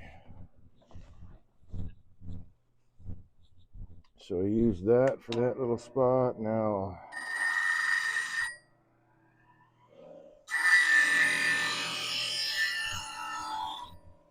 finish up the inside here.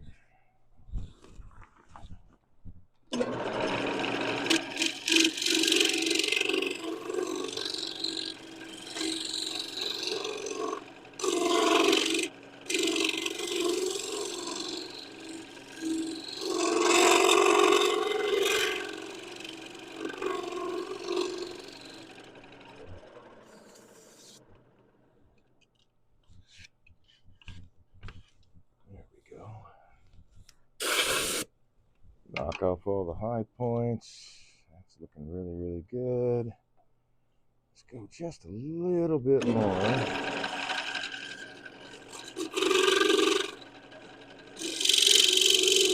Right up here.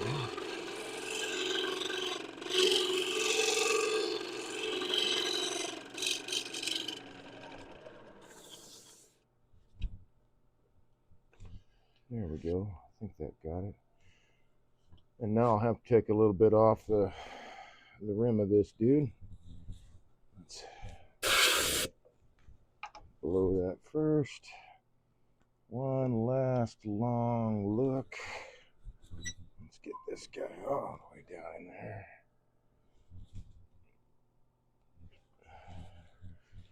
Throw another burr on here and make one more pass on the bottom because I see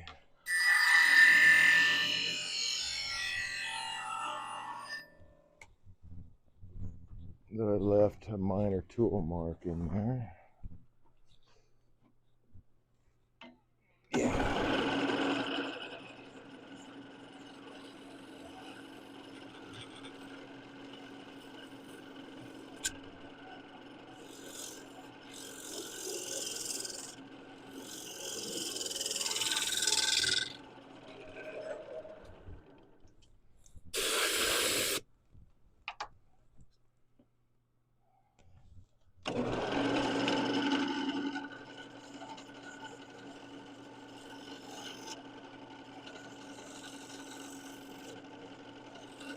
Just taking some really fine cuts. The shavings are, I mean, it's almost dust. The shavings are so fine. There, that did it, I think. Well, I got just a little bit right here. Ah, it's the tool rest. Damn it! I've got a rough spot on the tool rest. It isn't letting me. So I gotta take a file with this guy. You know what? I think that'll do.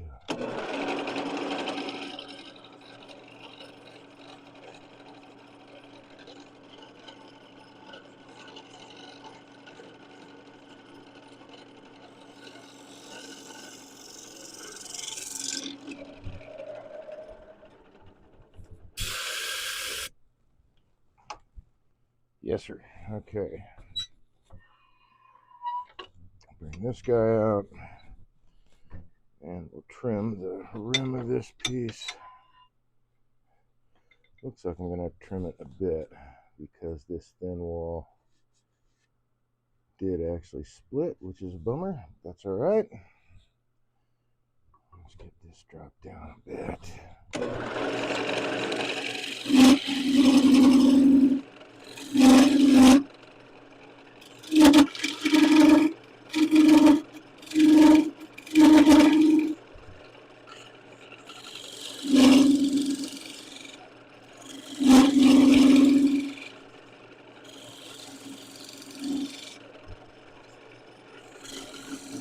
I wouldn't normally do this because it's flexing, but I'm getting a good enough cut that, oh goodness, it's all splitting right there. That is a huge bummer. Well, we're going to see if it survives, if that split closes back up.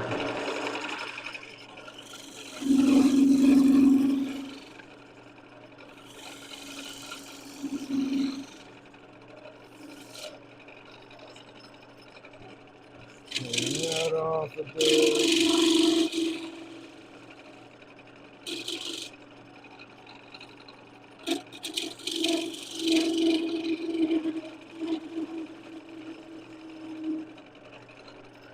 Round that edge. Probably should round this edge.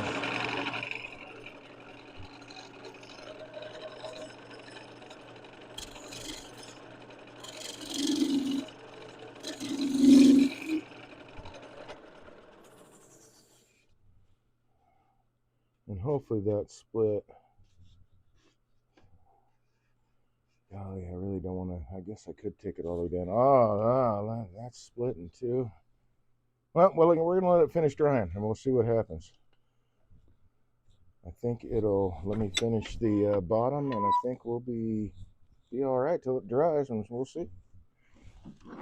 And that, of course, fell off into the shavings again, probably, right? Oh, nope, it's right there. Good.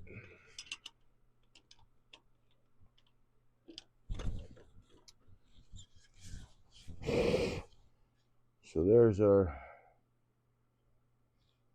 pretty clean inside. Digging that. All right, let's find the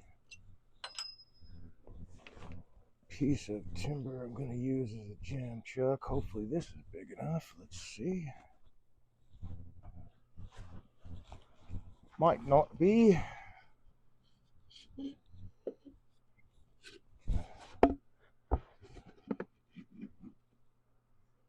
You know, that'll work. I just need to round the edges of that, and that'll work fine.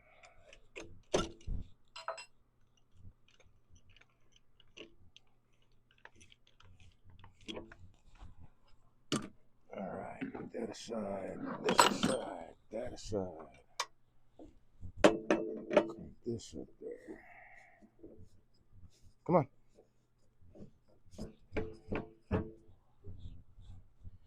Don't need that big guy. This one will work alright.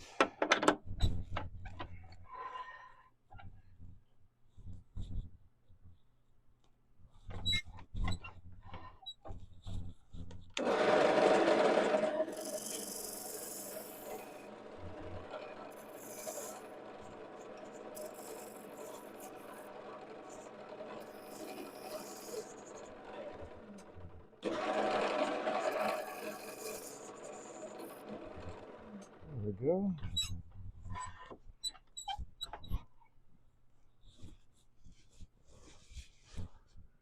Finish cutting this off.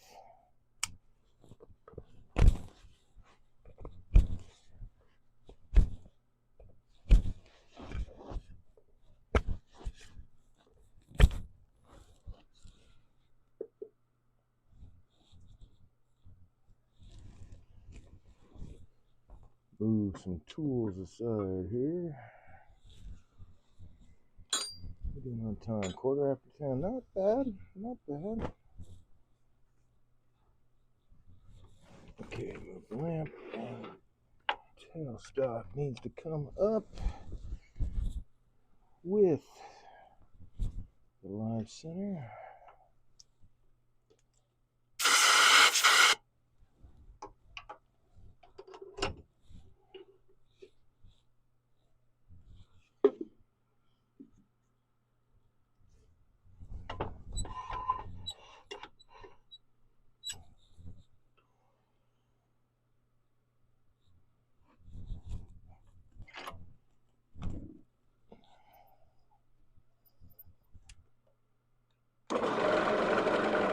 Maybe that's running pretty true.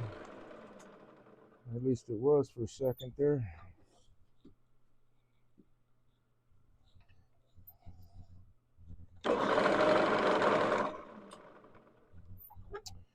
Alrighty, let's see.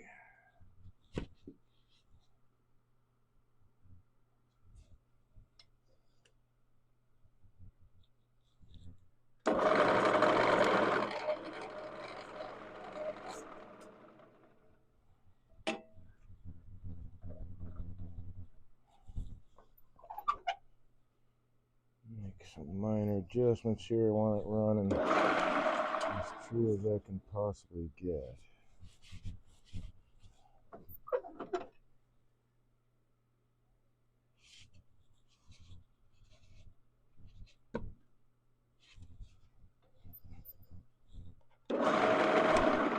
Getting closer.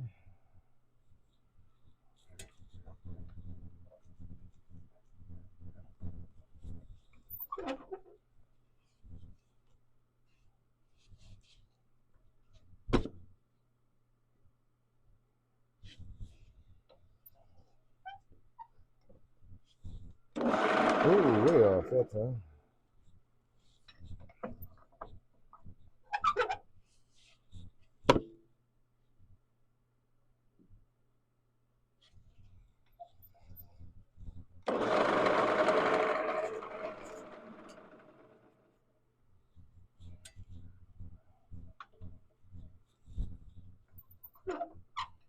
That needs to come out this way.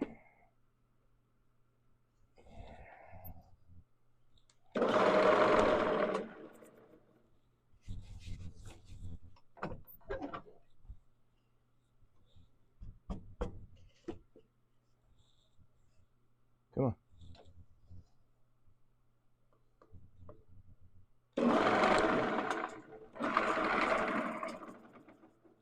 We're getting there.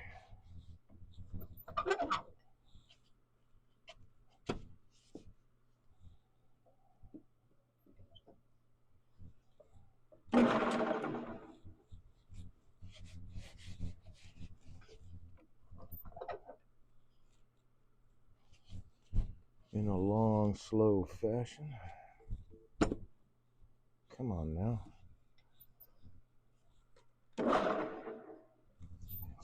Sliding right back into that hole. Let's see.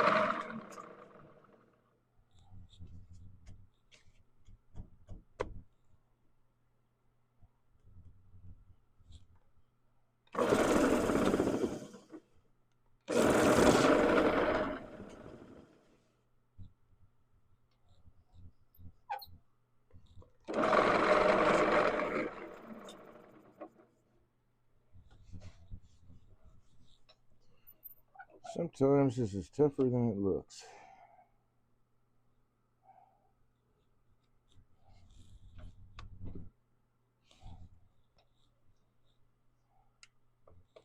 That's not going to be it.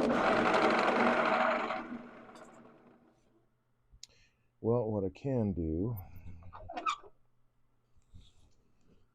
let's see. Where am I shy? I'm shy there. How about now?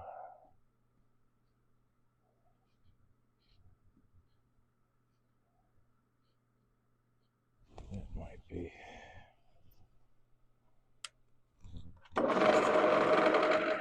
There we go. Right, I'll take that.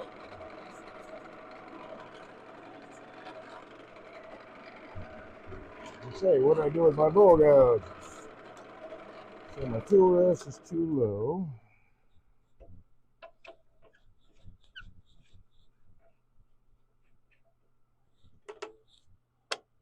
Oh, went a little too far.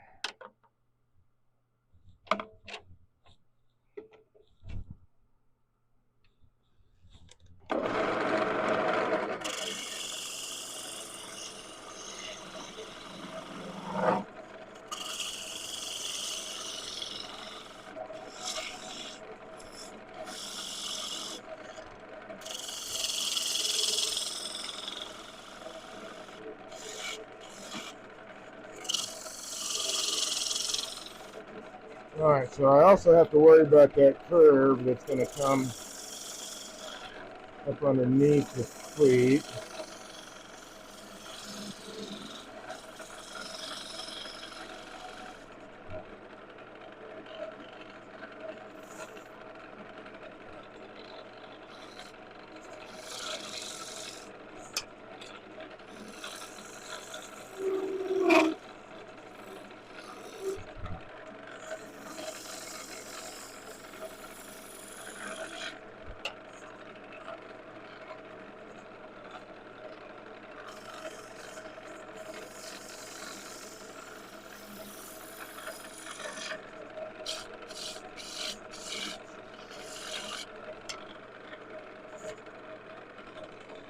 And I'll need my A spindle down.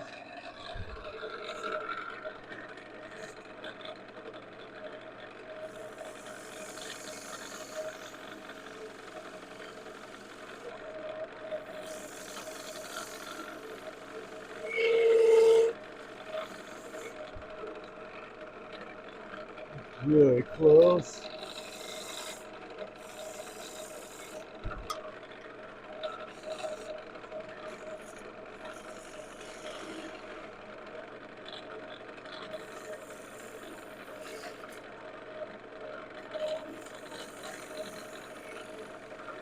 And I can shape the feet.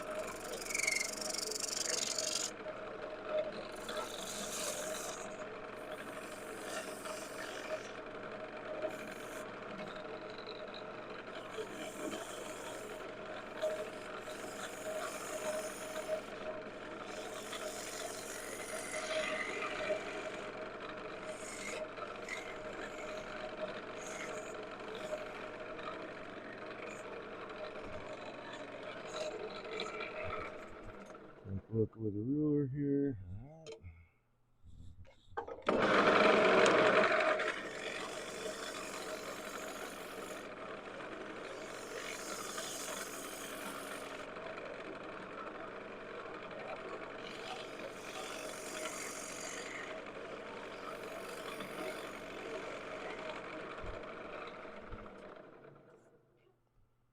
because we want the feet to be proud of the bottom. Just about got that curve dialed in here.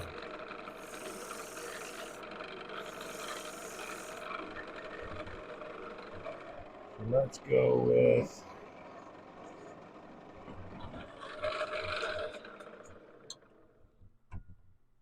a skew.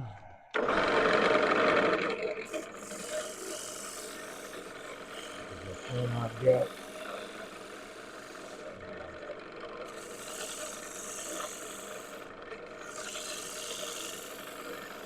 spindle gouge in the right orientation, right in that one little spot there.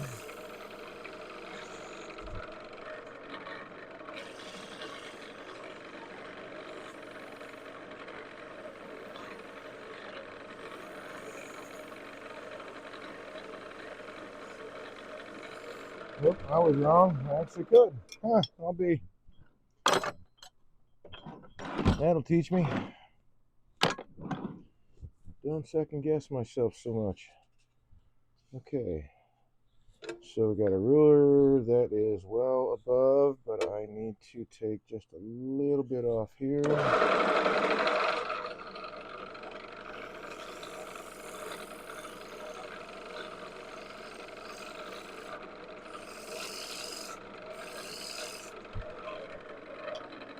And I'll finish it off with the spindle gouge.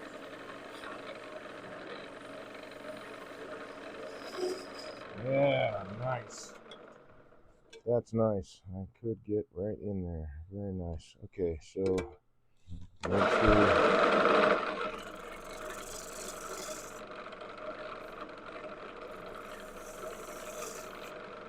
there will be some carving and grinding away, a little bit of sanding. This little ring will be 3 feet. When it's dry, especially if it survives, I think I'll leave that tenon on there just in case. And yeah, that curve really, it's hard to see on camera here, but let's see if I can get it into view.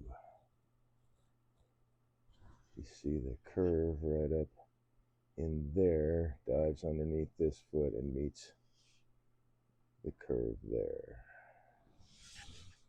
Okay, so this is going on the drying shelf, and away we go, man.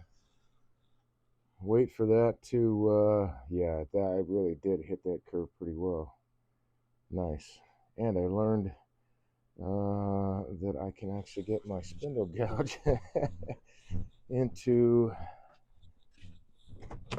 a spot that I didn't think I could before. So, yay, practice. Okay, where do I need to set this to dry? How about right there for now? I'll set it up here. And that piece is finished. I mean, as far as being turned, we just have some carving and sanding to do. Not much of that, which should be really groovy. We can take this off now. We're looking at time, half an hour. So I'm going to take this. I've got a piece of red oak that I wanted to do some fuming with some oak too, just doing some experimentation with different woods. So I've got this piece of red oak that I want to make round, so we'll kill that rest of that time by doing this.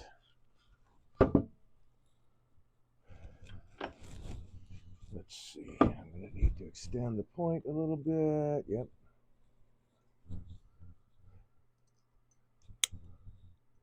And we'll get this piece ready for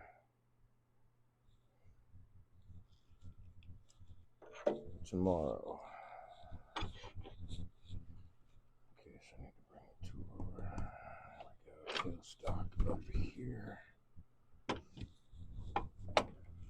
Let's get this guy.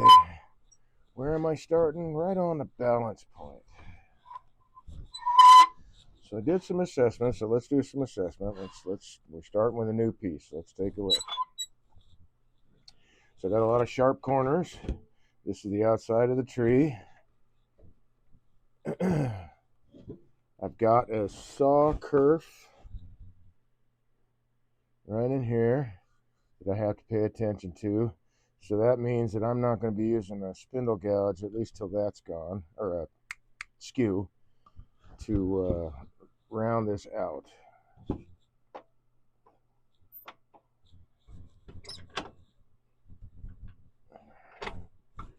Not too close.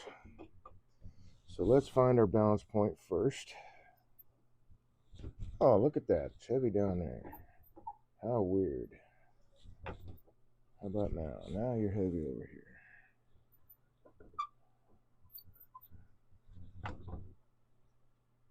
Still heavy on the bottom.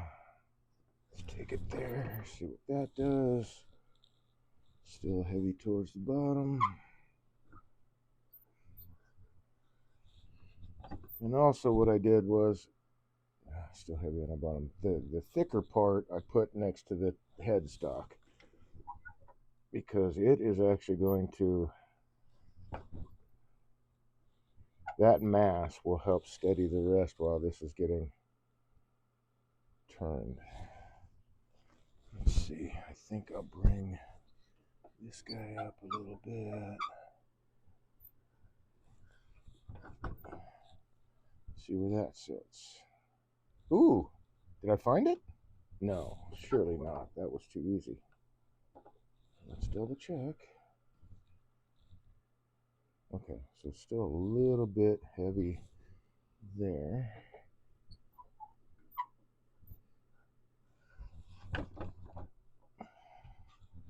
Try that.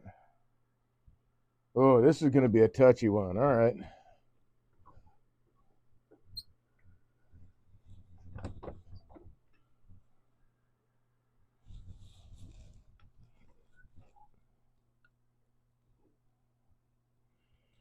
And all of this will be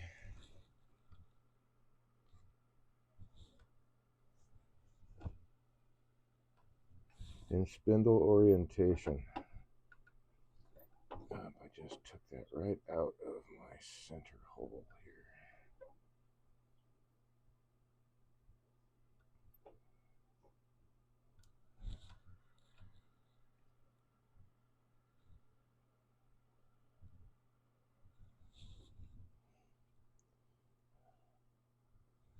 And it slid out of that hole.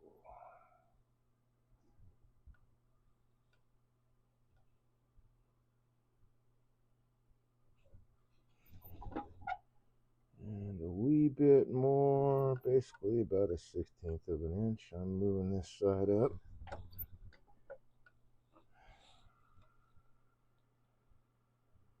Yeah, this is going to be one of those. Okay, so let's move this up a tad. Let's try that. I moved it a 1/16 of an inch and it flopped over 180 degrees. So I may have to just go with what I got here. It is red oak.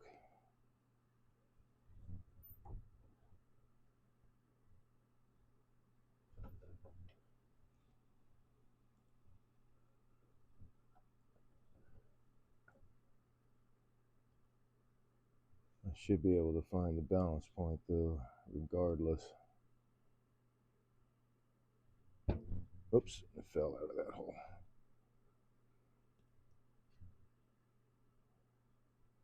That was the hole it was supposed to be in. Okay.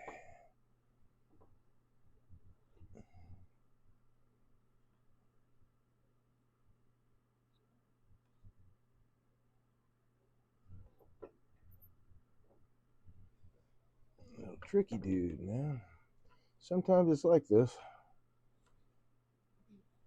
I don't expect that there's any water weight in this, but it's clearly an odd shape. Okay, that's it right there.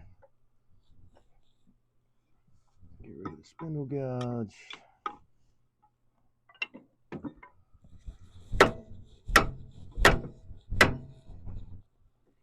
Okay, so I hit the camera. Let's move the camera back.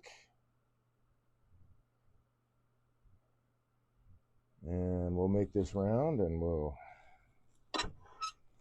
finish out the broadcast with this guy. And that, plus it'll give me an idea of what I have to work with to make my little experimental pieces for fuming. Okay, that's going to clear. Is that going to clear? Yes. Let's make sure that we are secure in between centers.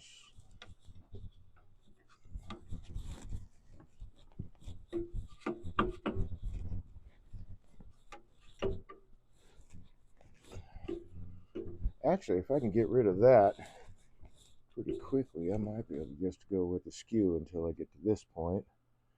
Back here, got this overhang, so that might not be really great with a skew to do peeling cuts with, but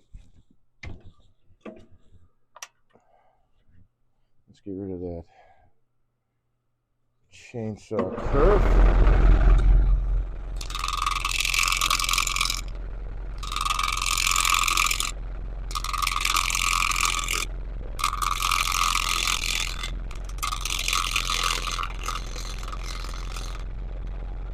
Whoops.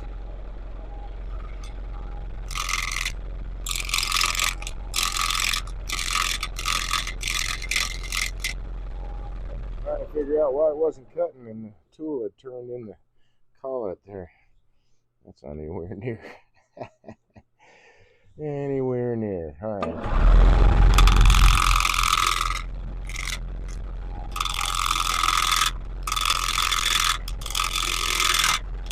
Work my way down the tool up.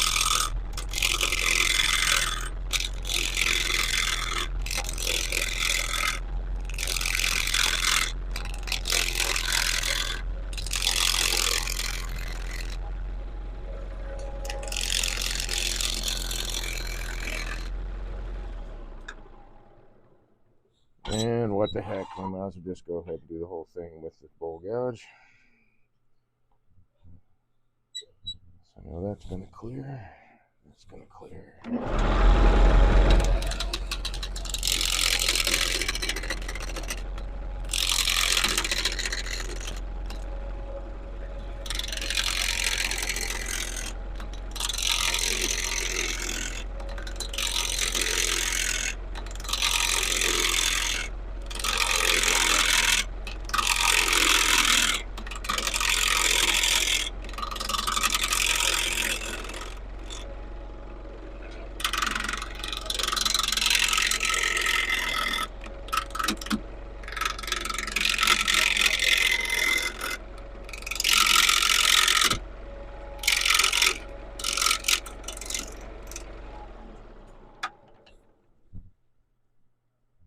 Okay.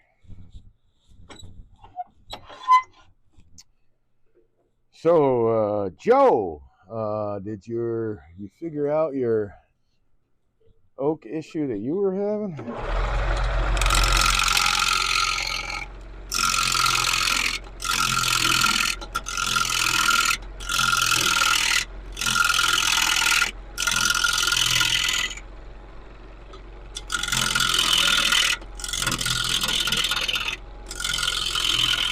Remember you were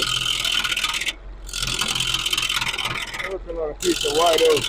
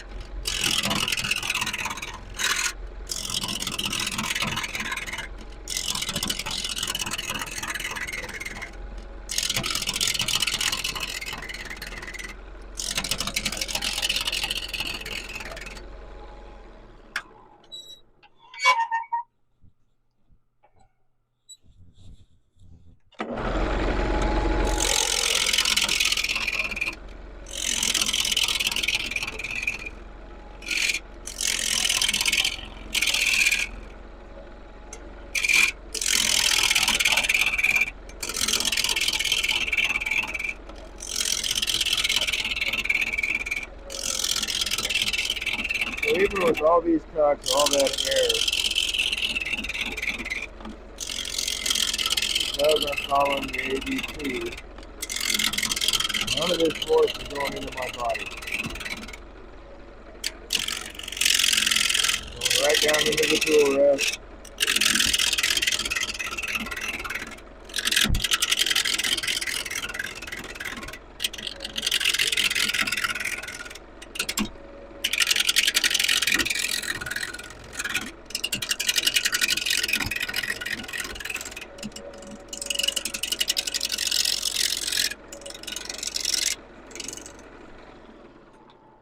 Turning seasoned oak is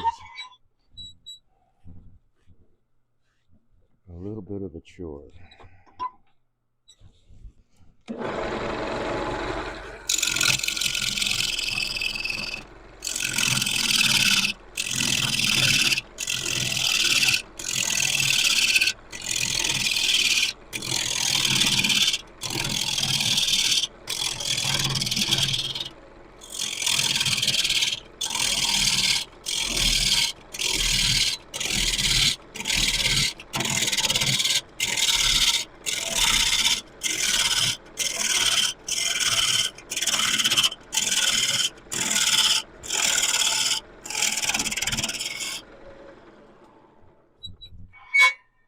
There we go. It's going a lot faster now and it's starting to get round.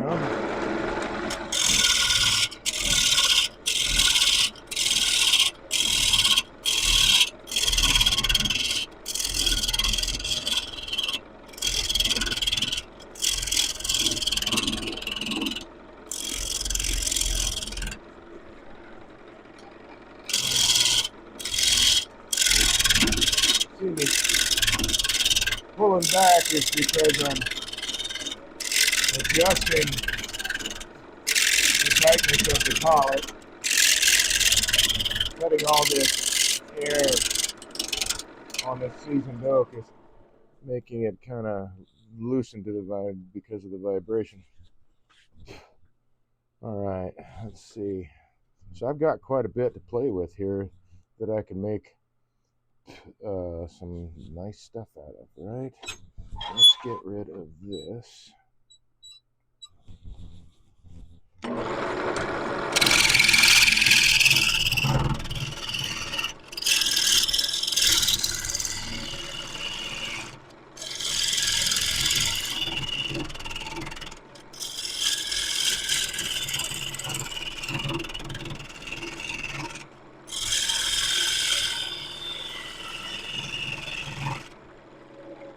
Sharp tools do make a big difference.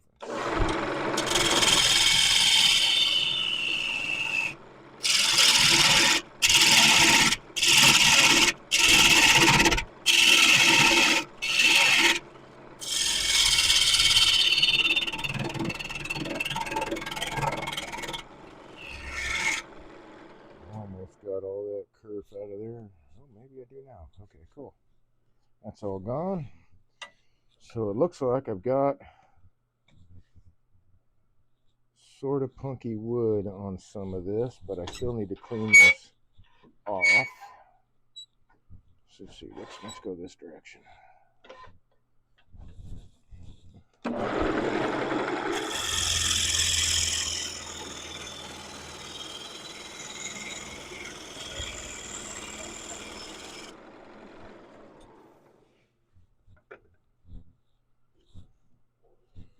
This has some nice grain to it.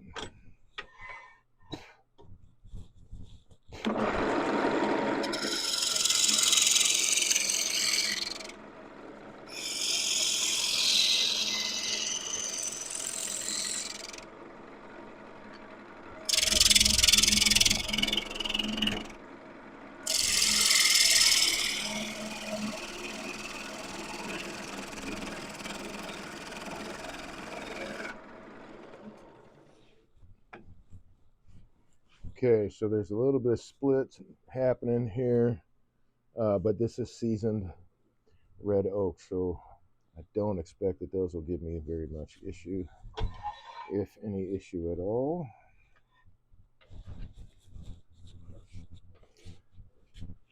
Finish cleaning this up.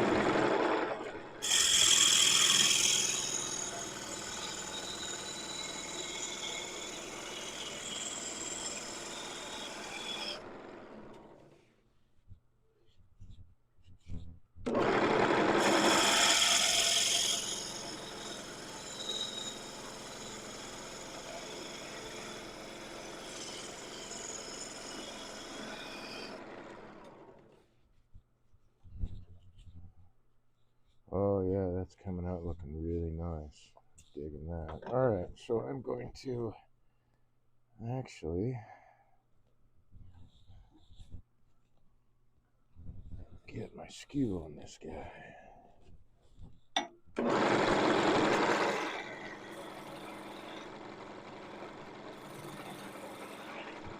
So with the skew, because of the diameter of this piece, I had to bring my tool rest up quite a bit. Because I don't want to get in this situation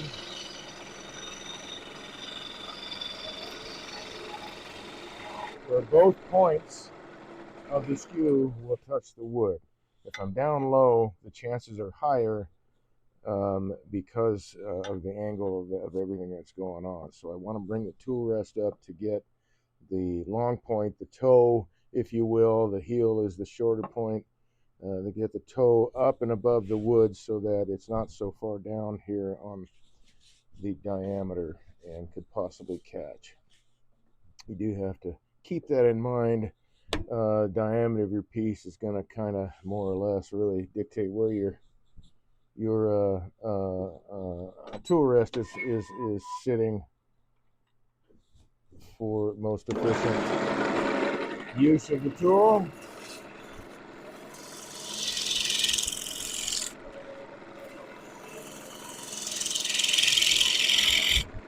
And again, with the skew, I've got it set at a 45-degree-ish angle. It's a little bit steeper than that for the red oak. The red oak is cutting really, really nice at the angle that I'm at right now, which is a little bit less than 45. Every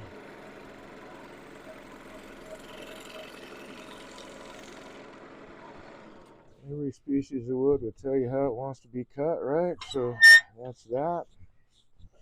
Okay, so we got a really nice cylinder. This stuff, okay, so I got rid of a lot of the punky stuff then, apparently. This is not really all that soft. I don't know, there's little spots here and there. But for the most part, it is cleaned up.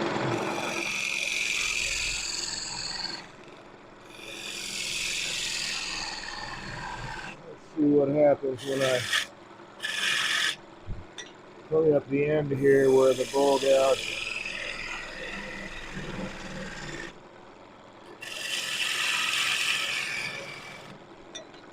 cut through the surface. And maybe what I was seeing was a little bit of tear out. Yep. So just a little bit of tear out. That's not punky, but there was a little bit of punky stuff on the top here. So that's looking really nice. Okay, so I'm gonna mark this split, the longest one, just so I know where it's at. Looks like it ends right there.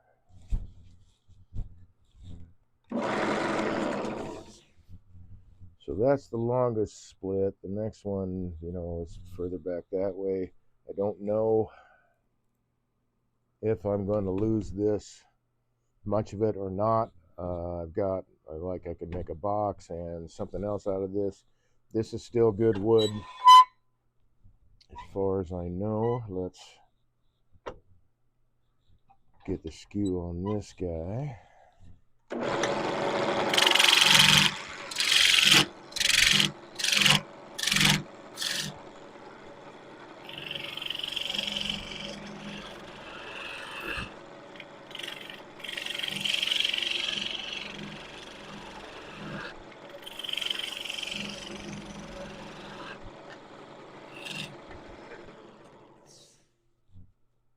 So there's a bit of a, well, I don't know if that is a split or that is, okay, there's a little bit of a split there.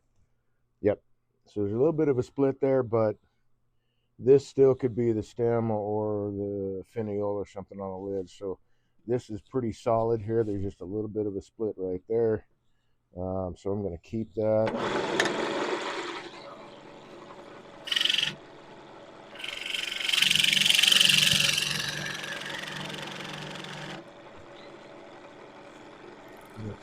This looks like.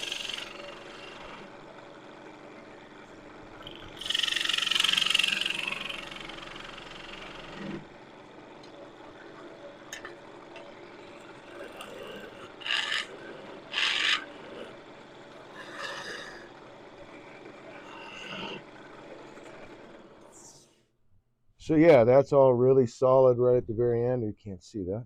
There we go. So that's all really solid right here at the very end. Got just a little bit of a split that's happening down here. It's not really, it is showing up a little bit on the end here, but not enough to give me any kind of second thoughts or anything at this point. So what I'm going to turn out of this will mostly be turned out of this right here, depending on what I can do with these splits. Now let's play around. Let's see.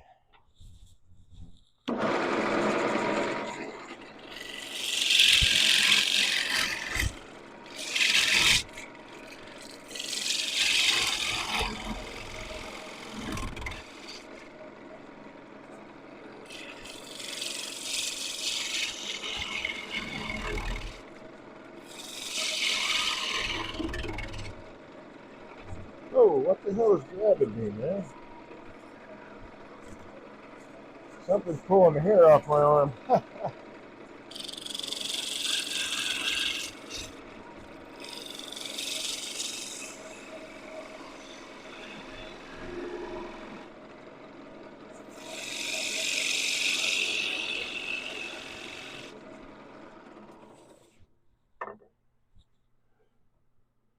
You know, I don't think those splits are really. Ooh, well, that was the wrong side.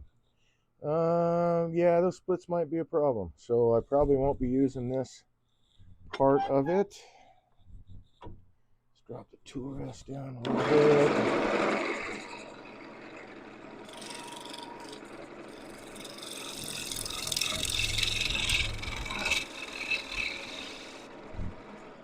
Tool rest is too far down.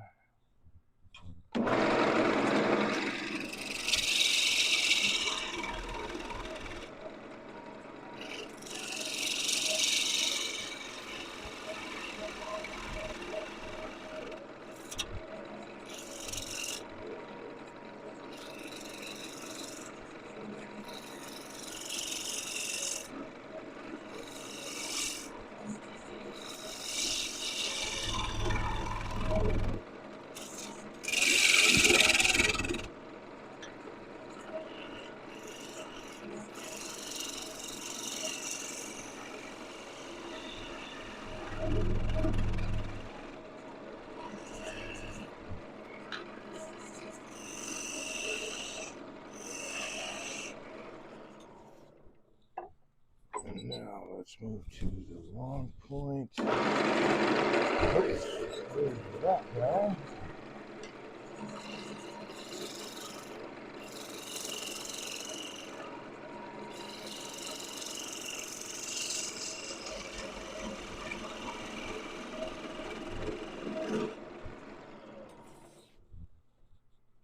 Okay, you know, maybe not. Maybe that'll make a nice, nice feature for something. I don't know. I don't know how deep those splits go, but I'm going to just go ahead and say that.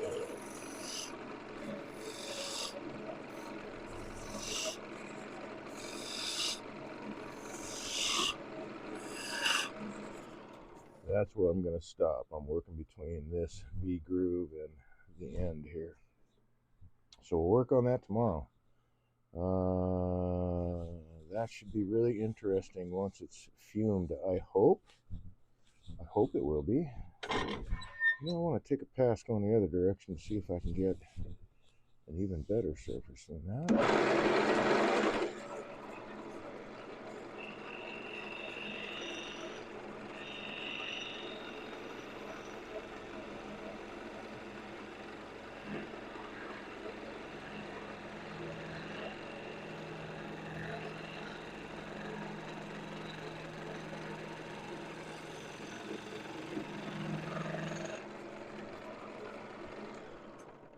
That moved on me. That's bad juju.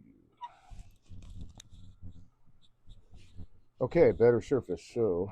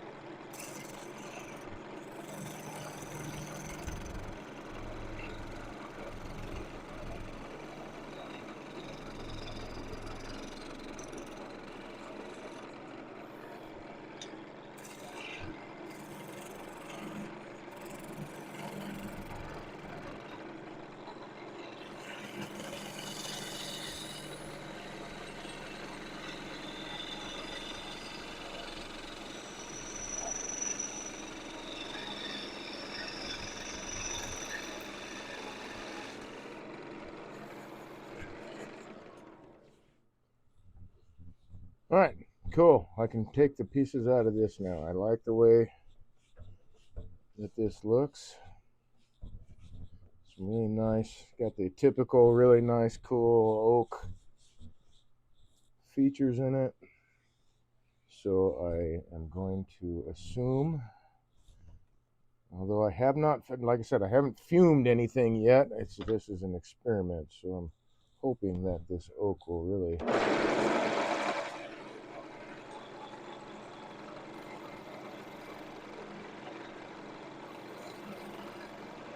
take that fuming on and make some nice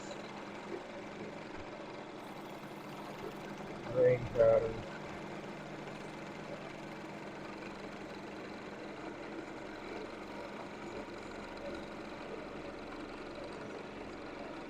Just knocking off all the high spots there. There we go. That's a surface I could play with. Nice. Okay, so these splits essentially end just this side of that V groove. So once I part that off, that should be the end of those splits. Cool. All right. So we're going to call that an evening. An evening with Dave. TC Schmo says what? I don't know. Maybe I was asking you about your last foray into working with white oak, and if you had figured out how to get past the little issue you were having. Was my question. If that's your what, I hope it's not because there's no audio, because it looks like there's audio. So cool. Now I got to figure out why my text to speech is not working. Hopefully I will have that resolved by tomorrow. Let's do something like that. Clean off the lens. So there we are. So we've got piece all roughed out, ready to go for tomorrow to turn a couple things. And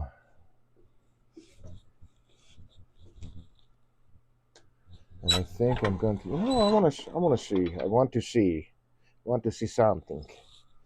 So let's put this back down here. I'll get my glasses, my bull gouge.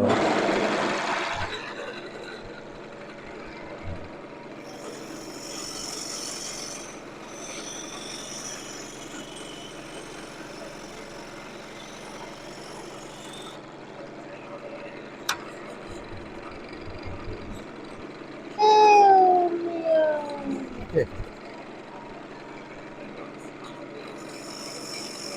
Probably mucking around with the surface too much, but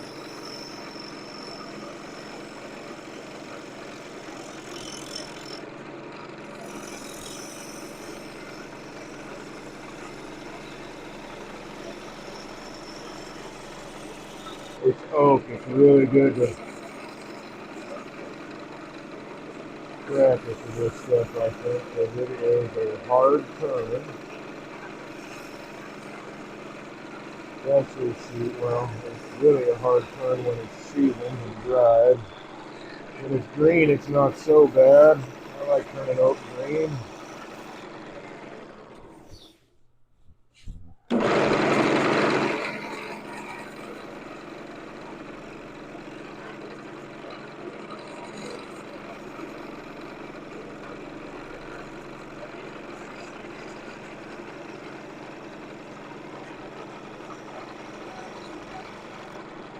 A lot dustier and more splintery when it's seasoned. Yeah. Oh, yes. Loving that surface.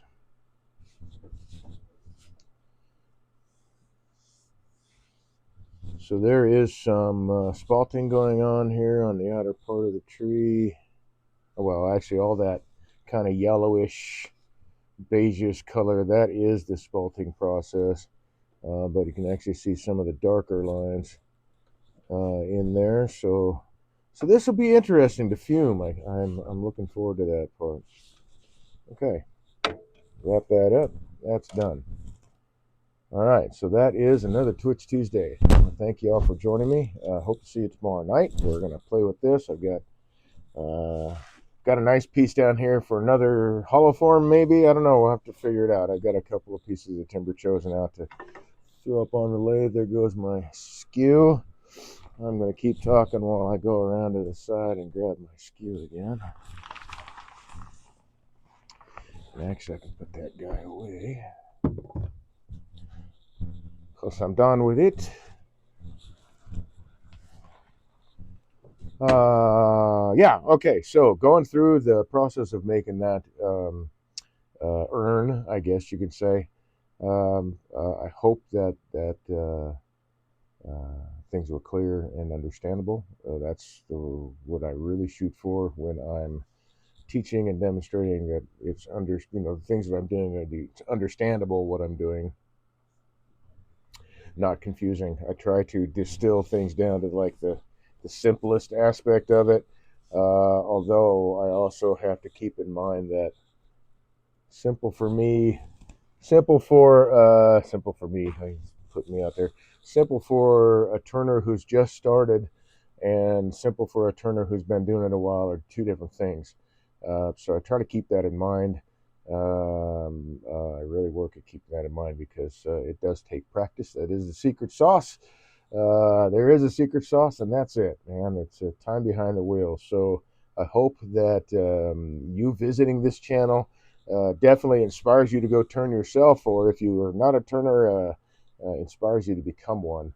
It is a fantastic way to spend time. I think that it's been said that instant gratification is met because you're seeing the form come to life right before your eyes as you're working on the lathe. So you get that instant gratification met, as human beings like to seek sometimes. Some more than others, I suppose. But I will be back in tomorrow night, 8 to 11 Eastern Standard Time, to work on this piece of oak. And then this, what is this? I think I've got some more black locust or maybe some maple behind me. Got some spalted wood to play with. So we're going to just turn some stuff and see what comes out. Thanks again for joining me. I hope you stay friendly. I hope you enjoy the rest of your evening tonight, and I hope to see you tomorrow night and every Tuesday and Wednesday from 8 to 11 Eastern Standard Time. In between those times, you can catch up on all my past broadcasts on my YouTube channel, youtube.com @Dave_Reif. It's in the chat. Please visit my website. You can see a lot more of the pieces, the finished pieces that I've turned. I do have also a web store, so everything, pretty much everything that I turn here on Twitch winds up in my web store. It doesn't go to a gallery or anything like that. That's for a couple things to make sure that I can control the price and the gallery's not controlling it, and that it is a mutual thing where I can support your need for art and you can help support this channel. So thanks again, folks. I do appreciate your support. Please follow this channel. Please subscribe. When you visit my YouTube, please like and subscribe, like and follow to that channel as well. Let's spread the love, man. See you soon. Thanks.